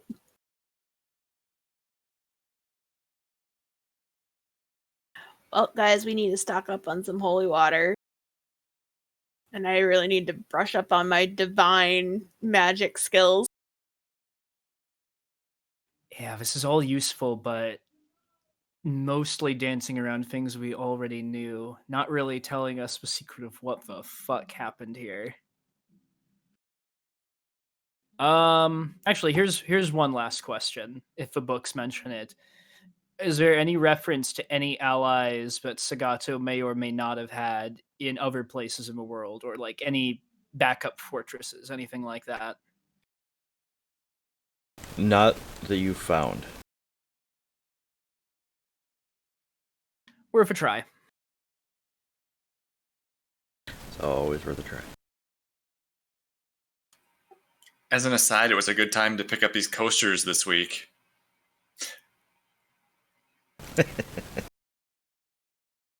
This week's stream sponsored by All Books Everywhere. Get yourself a library card. Get them at Cream and Amber in Hopkins. Nice. Here's a challenge for people. Get an education. Read. But all books are magic, so. And all readers live 1,000 lives. So do gamers. Does that mean that if you're a reader and a gamer, you live 2,000 lives? No, don't remind me of that one image that was floating around the internet in the late aughts. The one with like Ezio and Master Chief on it, like, I'm not a gamer because I have no life, but because I choose to have many. It's too much.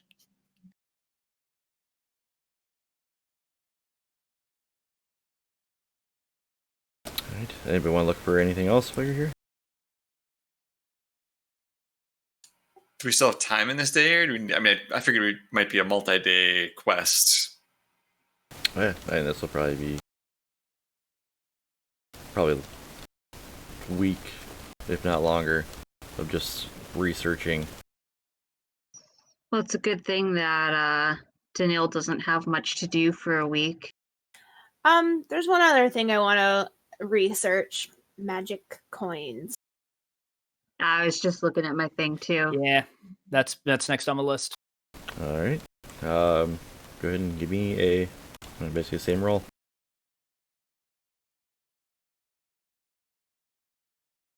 Bless you. Thank you.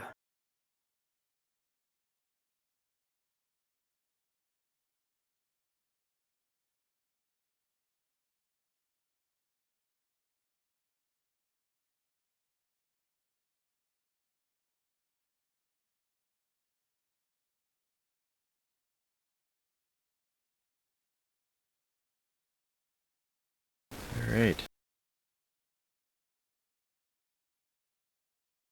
So, wandering around the giant library on level 47, there's a lot of books on coins, like some of the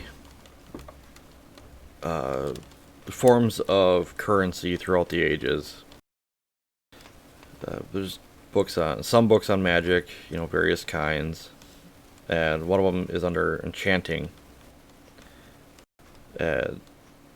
Strangely enough, it's not a thick book; it's pretty thin, but there is one that talks about scrying coins.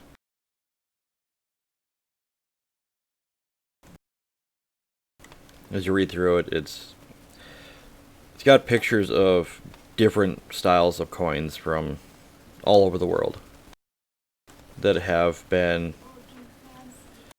pretty much like enchanted with the ability for whoever hands the coin out to be able to scry on the recipient of those coins. Doing so, they can, see and hear everything that those who carry the coins can see and hear. They know the exact location of where they're at. A lot of people have tried to make these coins, and they'll last for a short period of time, but some of the very ancient coins tend to discolor throughout the centuries and somehow maintain their ability.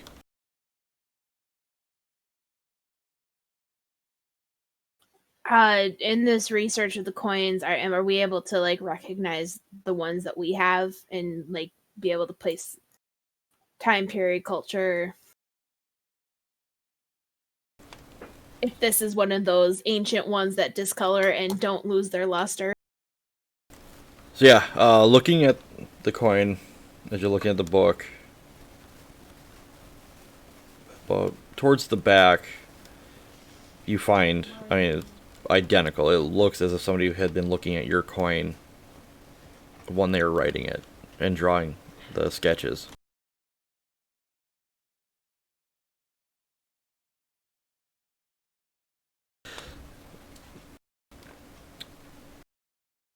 It dates back to...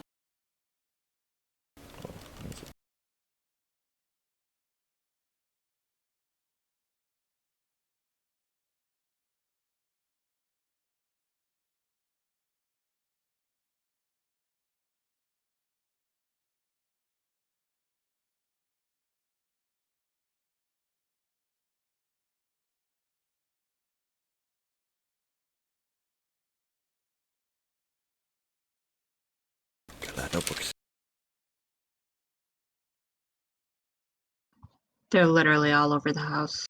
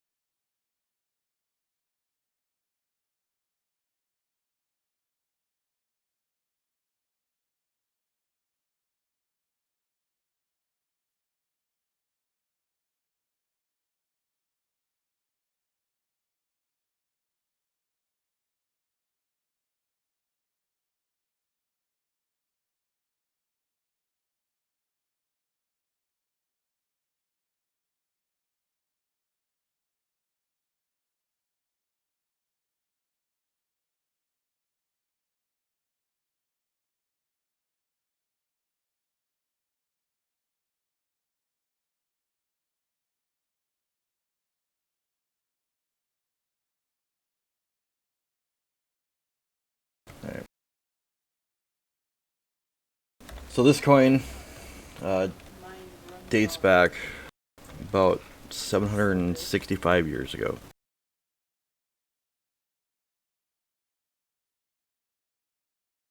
Does that It- match up to the timeline of the dragons? This is actually way before. Okay, thank you.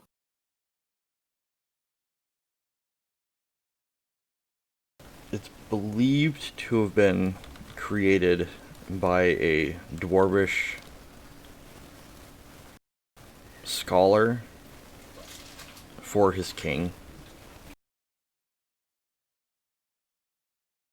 The king was starting to kind of go mad. Not necessarily for power, but more of just very paranoid that his family was trying to take over, take control. So he wanted these coins created so he could always listen. He could always hear what they were talking about, so he could try to get in on their plans, so he would know what would happen. He ended up being poisoned and dying, which is really hard to do to a dwarf. But it wasn't actually by his family.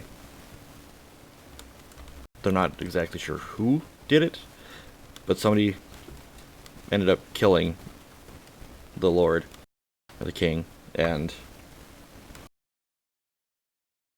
the coins that he had given out throughout the ages just disappeared. Nobody knows where they went.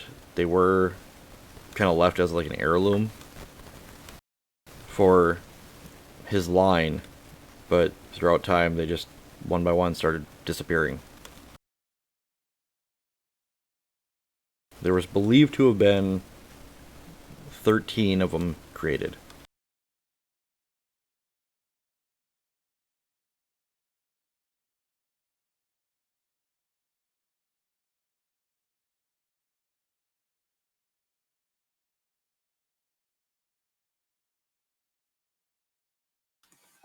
So if we're gonna play the gotta collect them all game, we need 11 more. Yep. But Does that include does the guy that gave us that, does he have one? Right. Does it say anything about what the king needed to have in his possession in order to scry? Usually the one that created it had the ability to scry. It can be passed on using a kind of like a master coin that whoever has that has to kind of, for lack of a better word, attuned to it, and they know the location of each coin and can use that to basically tap in and hear and see everything.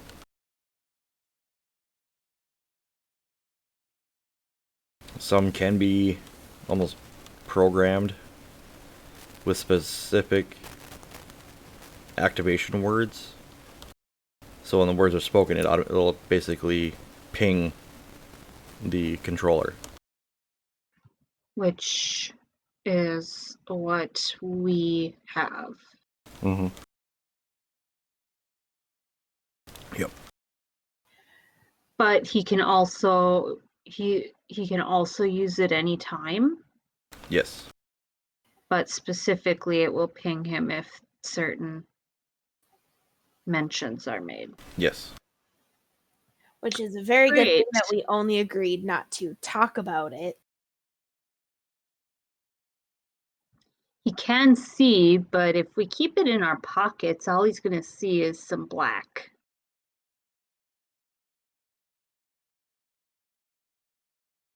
Is that true? If it's in our pockets, he can't see around us, or if it's on us, he can just kind of like see us like in a crystal ball. He can see. Basically, they would be able to see what's around you. So it kind of makes like a little bubble around those that carry them. And they can see everything around them. So if he was scrying me right now, he could see I was reading about magic coins. Yes. Just looking at our Google search history, how do I get rid of this magic coin? Magic coin break? Question mark. Okay, so I'm trying to remember because I was not really good at that, taking those notes. Let's see. He gives us the coin or coins. And he says he'll know if we break the vow. Does anybody remember, did he specifically say that we had to carry them at all times? I think he heavily implied it. He said he'd know if we got rid of them for sure. I don't know if he said it had to be on our person, but it was implied that it needed to be with us. The spirits verified he'd know pretty quickly if we tried to just throw him away. Well, I'm not saying throw them away. But now that we know what they do, You just might leave it in your other purse. I mean, why not just leave them in our room? I think Get rid of them, and if we're there, he'll see us there. It's just if we're doing stuff that we don't really want him to know about, we can just accidentally forget it back at our room. It's possible, but that's also taking a risk. based on Because my it's- notes, it was heavily implied that they stay on our person. It all comes down to what makes him decide to send a hit team for us. Right. Because I had like it's meant to keep tabs written down.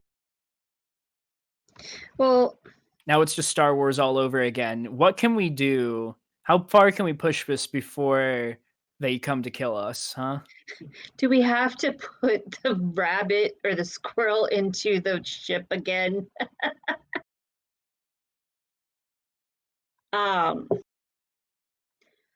Okay, so here is my thought. We only get one shot at this because we could forget them in a change of clothes in our room. But we will only be able to get that once. We won't be able to pull that off again. But if there's something that we absolutely want to do that we don't want him to know about, that might be a way to get around it for the moment. You get really drunk and you leave a tip accidentally on the table. It's something to keep in mind. But yeah, that would only be if we had something specific in mind. Yeah, but yeah, I'm just saying, it's an idea to keep in mind if there's something we want to do or say or something that, oops, that's the Right. one day that we left it in our other armor. Well, he did say speak, so I do remember it very clearly being talking about it. I remember because I kept saying like writing. That's why afterwards I wrote in the sand research. So I don't feel like he's really watching us unless the keywords are activated.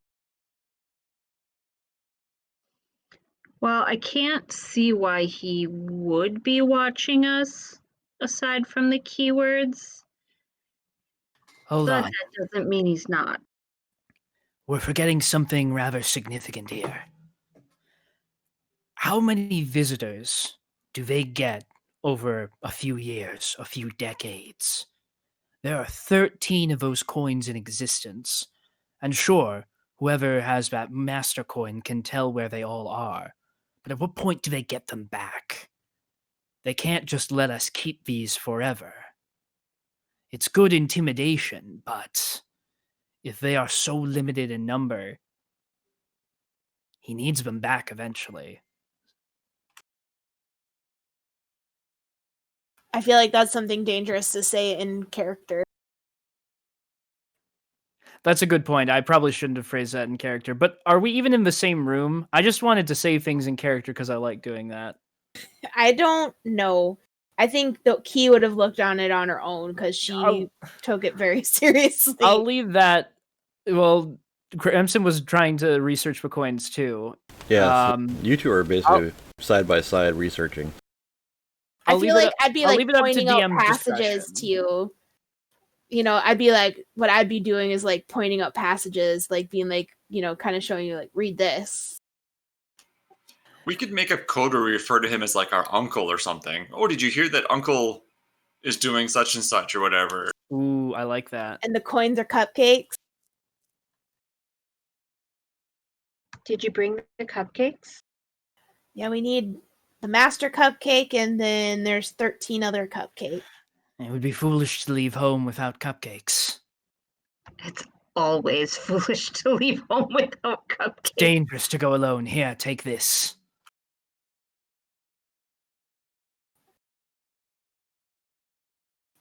I don't know, man. I feel like there's something missing here too, though. Like it doesn't say, it tells that there's a master coin and that there's 13 coins, but it doesn't say very much about how to dispel these things or what would happen if we got them all together. If that would, I feel like the key to undoing has not been found yet. Yeah, we are definitely not going to find easy answers on this one. Yeah, I'm pretty sure the answers aren't just hanging out in a book in a library somewhere. Look, libraries can answer a lot of things, but not everything. Plus, they can lead to more questions. Honestly, what it's doing is strengthening Key's resolve to try to learn how to do holy magic. without freaking out. Maybe if you guys carry the coins long enough, you'll turn into Nazgul. 13 coins for mortal men doomed to die. Well, that does mean that I'll get to ride some sort of dragon thing. There are better paths to dragon riding, although it would explain how he gets the coins back. Why can't I just find an egg and magically imprint my hand? We might yet find dragon eggs, you never know. When he goes to collect it, it may take 24 to 48 hours for him to get the coin back. And a whole lot of digging.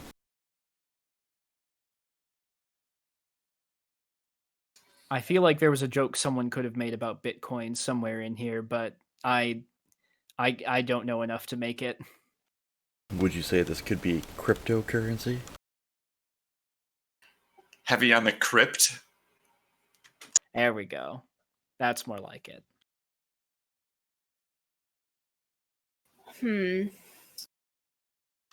So if we're playing out more than one day or more than one thing, at some point Jules going to take a look. She wants to do at least a little bit of research on transportation spells because she thinks that's cool and she wants to learn more how they work, something like that. And then she also is going to look up. I can't never remember what you call it. I didn't write it down either. The Salvation Army or whatever they're called. That Julie. The Order of Salvation. Same difference. Be a part of. Same thing. It is. Yeah. I mean, it could be same thing. Ideology is not that far off. I mean, Shots fired, sorry. I mean, I would have said it if you didn't. I'm just picturing the Salvation Army being against magic. Like all their red kettles up there, they're just collecting money to fight the magic.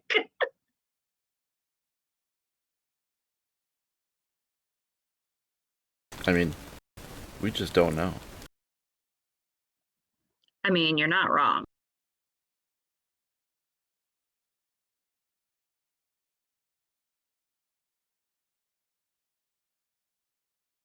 Alright, so you're going to try to find something on the Order of Salvation? Yes, same roll. No. I mean, it'll be same skill, but this is going to be 3 red. You'll still have the 2 boost. Intriguing that they are harder to look up than the Dark Lord of Ages Past in this Forgotten City. I thought you were going to say the Dark Lord of the Sith. Who the heck raised you, Key? Oh, Well, Jules about to find out.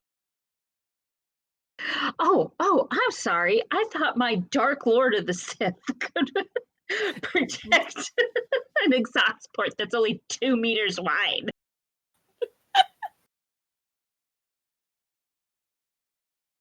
Sorry. I'm telling you now, I am no Ben Solo. That's just my favorite robot chicken Star Wars skit ever. So Yeah, it's funny. anyway, proceed. We know it's not the Dark Lord of the Sith. Or was it? Bum, bum, bum.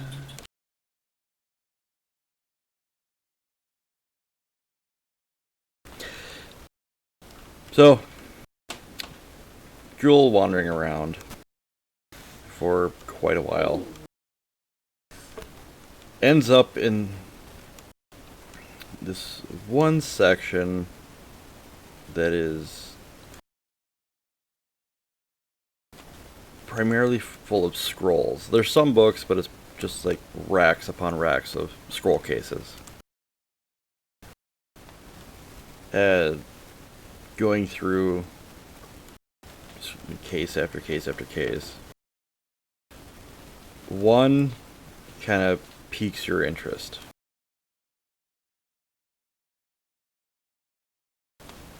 There is mention of an order that was formed following the Mage Wars. It was set up by a group of knights that had sworn to ensure that the Mage War never happens again. That magic was the cause of so much death and destruction that it completely transformed one section of the continent. They got help by a couple of different churches to begin the process of finding ways to cure people of the sickness that is magic. Because as they know, magic, anybody who uses magic craves power, which then leads to suffering. So, as they were forming this group, they named it the Order of Salvation, because they are saving the person's soul as well as saving the world in their eyes.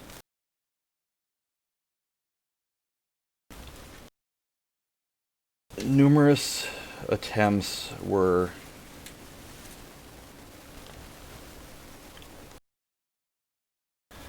numerous experiments were attempted to pull the magic out of out of people that showed, the natural ability to use the arcane. It did not go well for them. Some believe that the person was too corrupted by the arcane, that it tainted their very soul, and so when they were trying to extract just the evil of magic, it killed them because they were just too far gone. There are pages, more... Jesus. Crazy hour. There's drawings of essentially torture devices that were used to try to extract and to help purge people of this illness.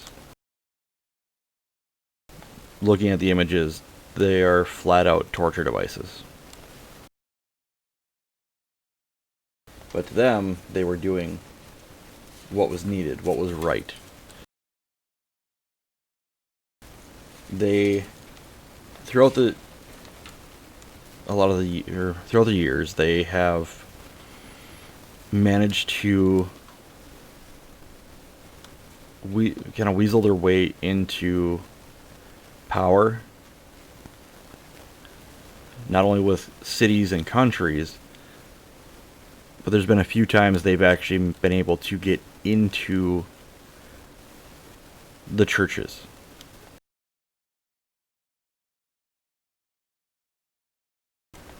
It doesn't specifically say how it happened, like if they just turned somebody who was high up in the church, or if they actually put somebody in there to go through and basically put a plant in there.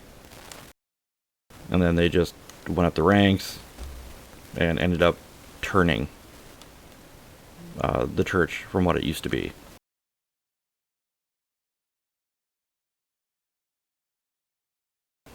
There was a purge against them once some of the other churches had found out about this. They essentially went through a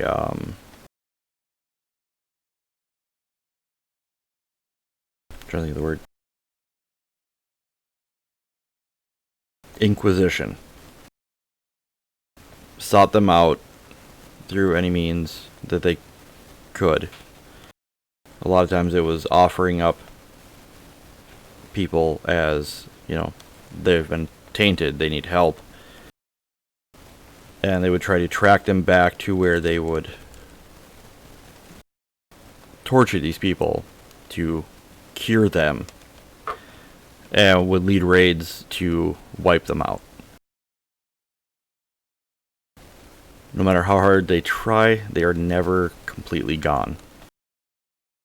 But because that there's been such an inquisition against them, they stay kind of in small cells. Only one person in each cell knows somebody higher up, and that's how they pass information along. There have been reported cases of where family members, fearing a loved one's ability, would hand them over to be cured, because they were basically brainwashed into believing that magic is evil.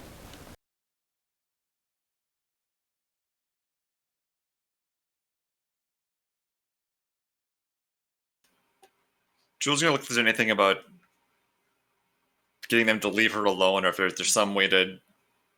I don't know. It doesn't sound like it. I mean, they're a cult and they're always going to take her, but I just gonna look for any way of rescuing her, or severing the tie that they think that they belong to, or she belongs to them. Reading through everything, you can't find anything of where those that have been taken and claimed by them have been able to escape. They either die or they're converted over.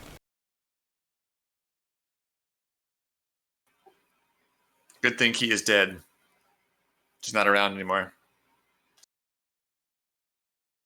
Long live Asha. Her burns still exist and they still glow when she does magic.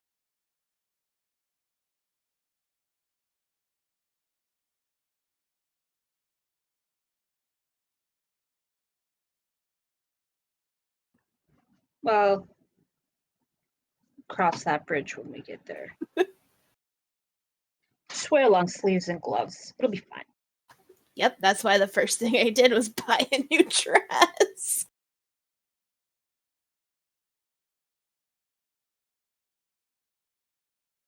Anything else people want to research?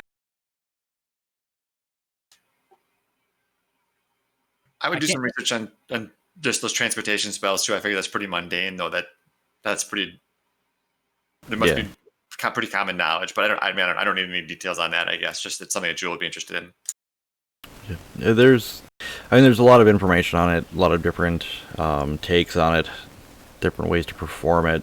The biggest thing is the person that does it has to be very knowledgeable and powerful in the arcane. The weaker they are, the greater the chance of a failure, which has caused people to disappear and never be seen again. Nobody knows where they go. The Well, vanishing time for a cabinet. practice run, Jewel. Yeah, but they're just gonna end up in The vanishing cabinet. and then you know where they end up. The In room of another requirement. vanishing, They can Or sneak another in in. here. vanishing cabinet. At some point during the week, Daniel will try to find an instrument repair shop to fix the strings on his lute. Yeah, there's a couple, not repair shops, a couple instrument shops, and quite a few, like little stalls that can be found throughout the marketplace. I think Key would also spend some time, now that she's actually got access to books on magic. She's curious about it, so she would probably read up more. I think she has an inkling that she really, at her heart, does divine magic, so she'd probably do some more research on that. Okay. Maybe try to find some way to soothe her anxiety over the whole thing. Combat her conditioning. Mm-hmm. You know, she might not outright be out like searching for some sort of therapy methods of dealing with her anxiety, but like ultimately that's kind of what she's trying to teach herself, that it's okay, it's actually okay. Here are instances where people have utilized this magic and nothing bad's happened, you know. Right. I mean, she's only ever done it by instinct or through what Antet's told her. So, like, she would be poring over spell books and theory and technique and that sort of thing. Alright.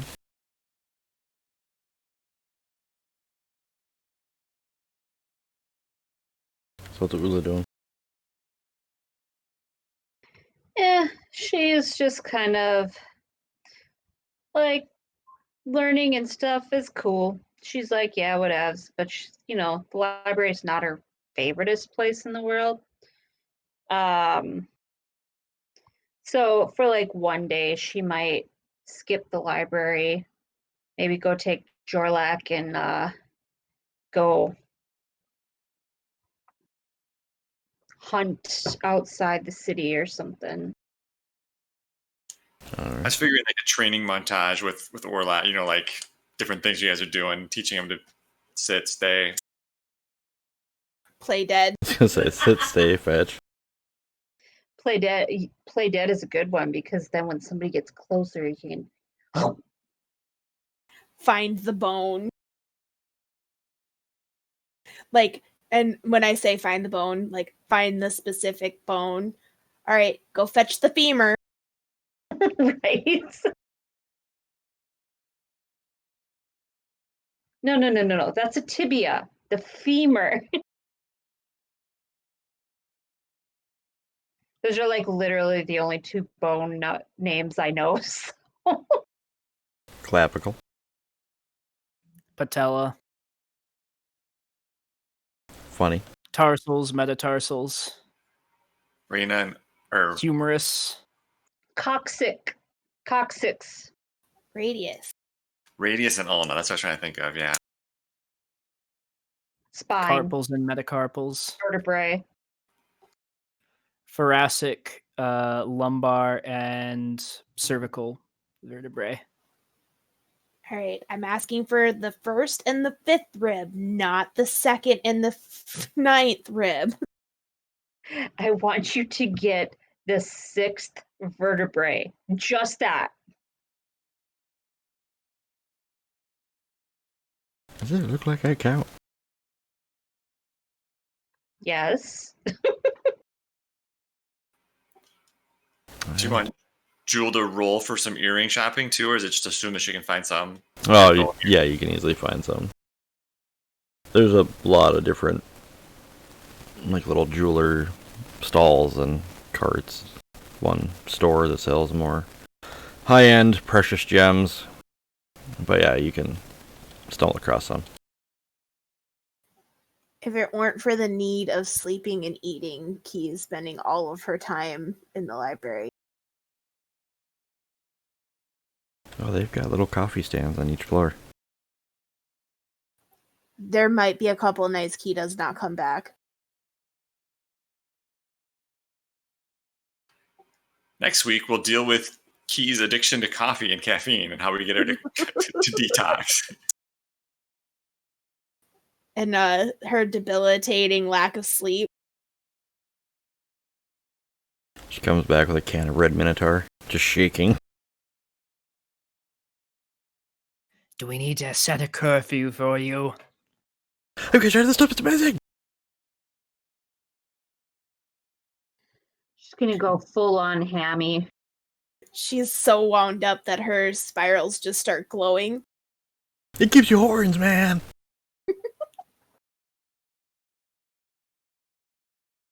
All right, Sounds like a useful potion. we need to go back to the library. Charge! I can see Garnd taking a quite the interest in.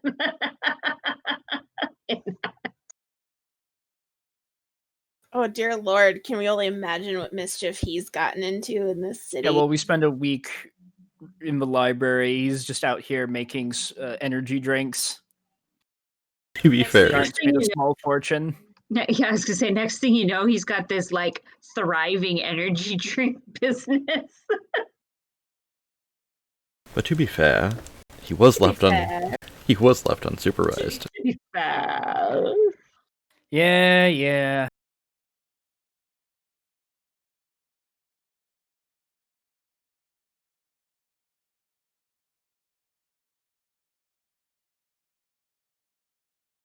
I'm not kidding about pulling key, kicking, and screaming when we're ready to like move on. Yeah. No, that's fine. I mean, this is a delight for Cramson as well. He's very happy to be in a library doing research. I'm among my people. There's only books here. I know. How true that statement really is. Yeah, once Ula gets the info that she was looking for, she's just gonna be like, yes.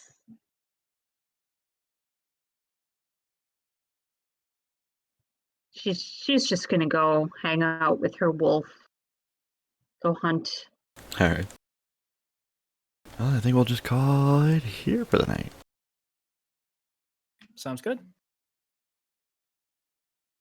Nothing wrong with a little learning.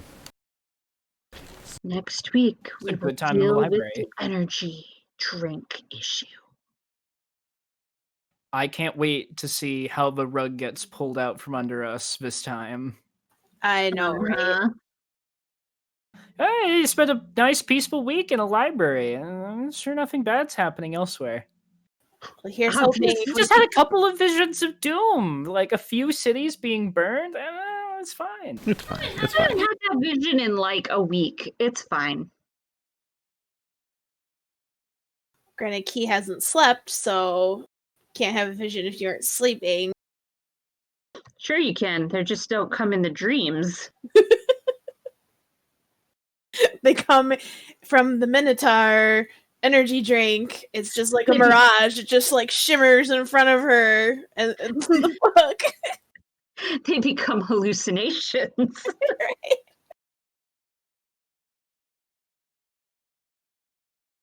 Alright. Well, yeah, that'll wrap it up for tonight.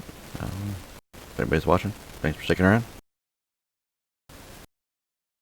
So for now, we are out. See you next week.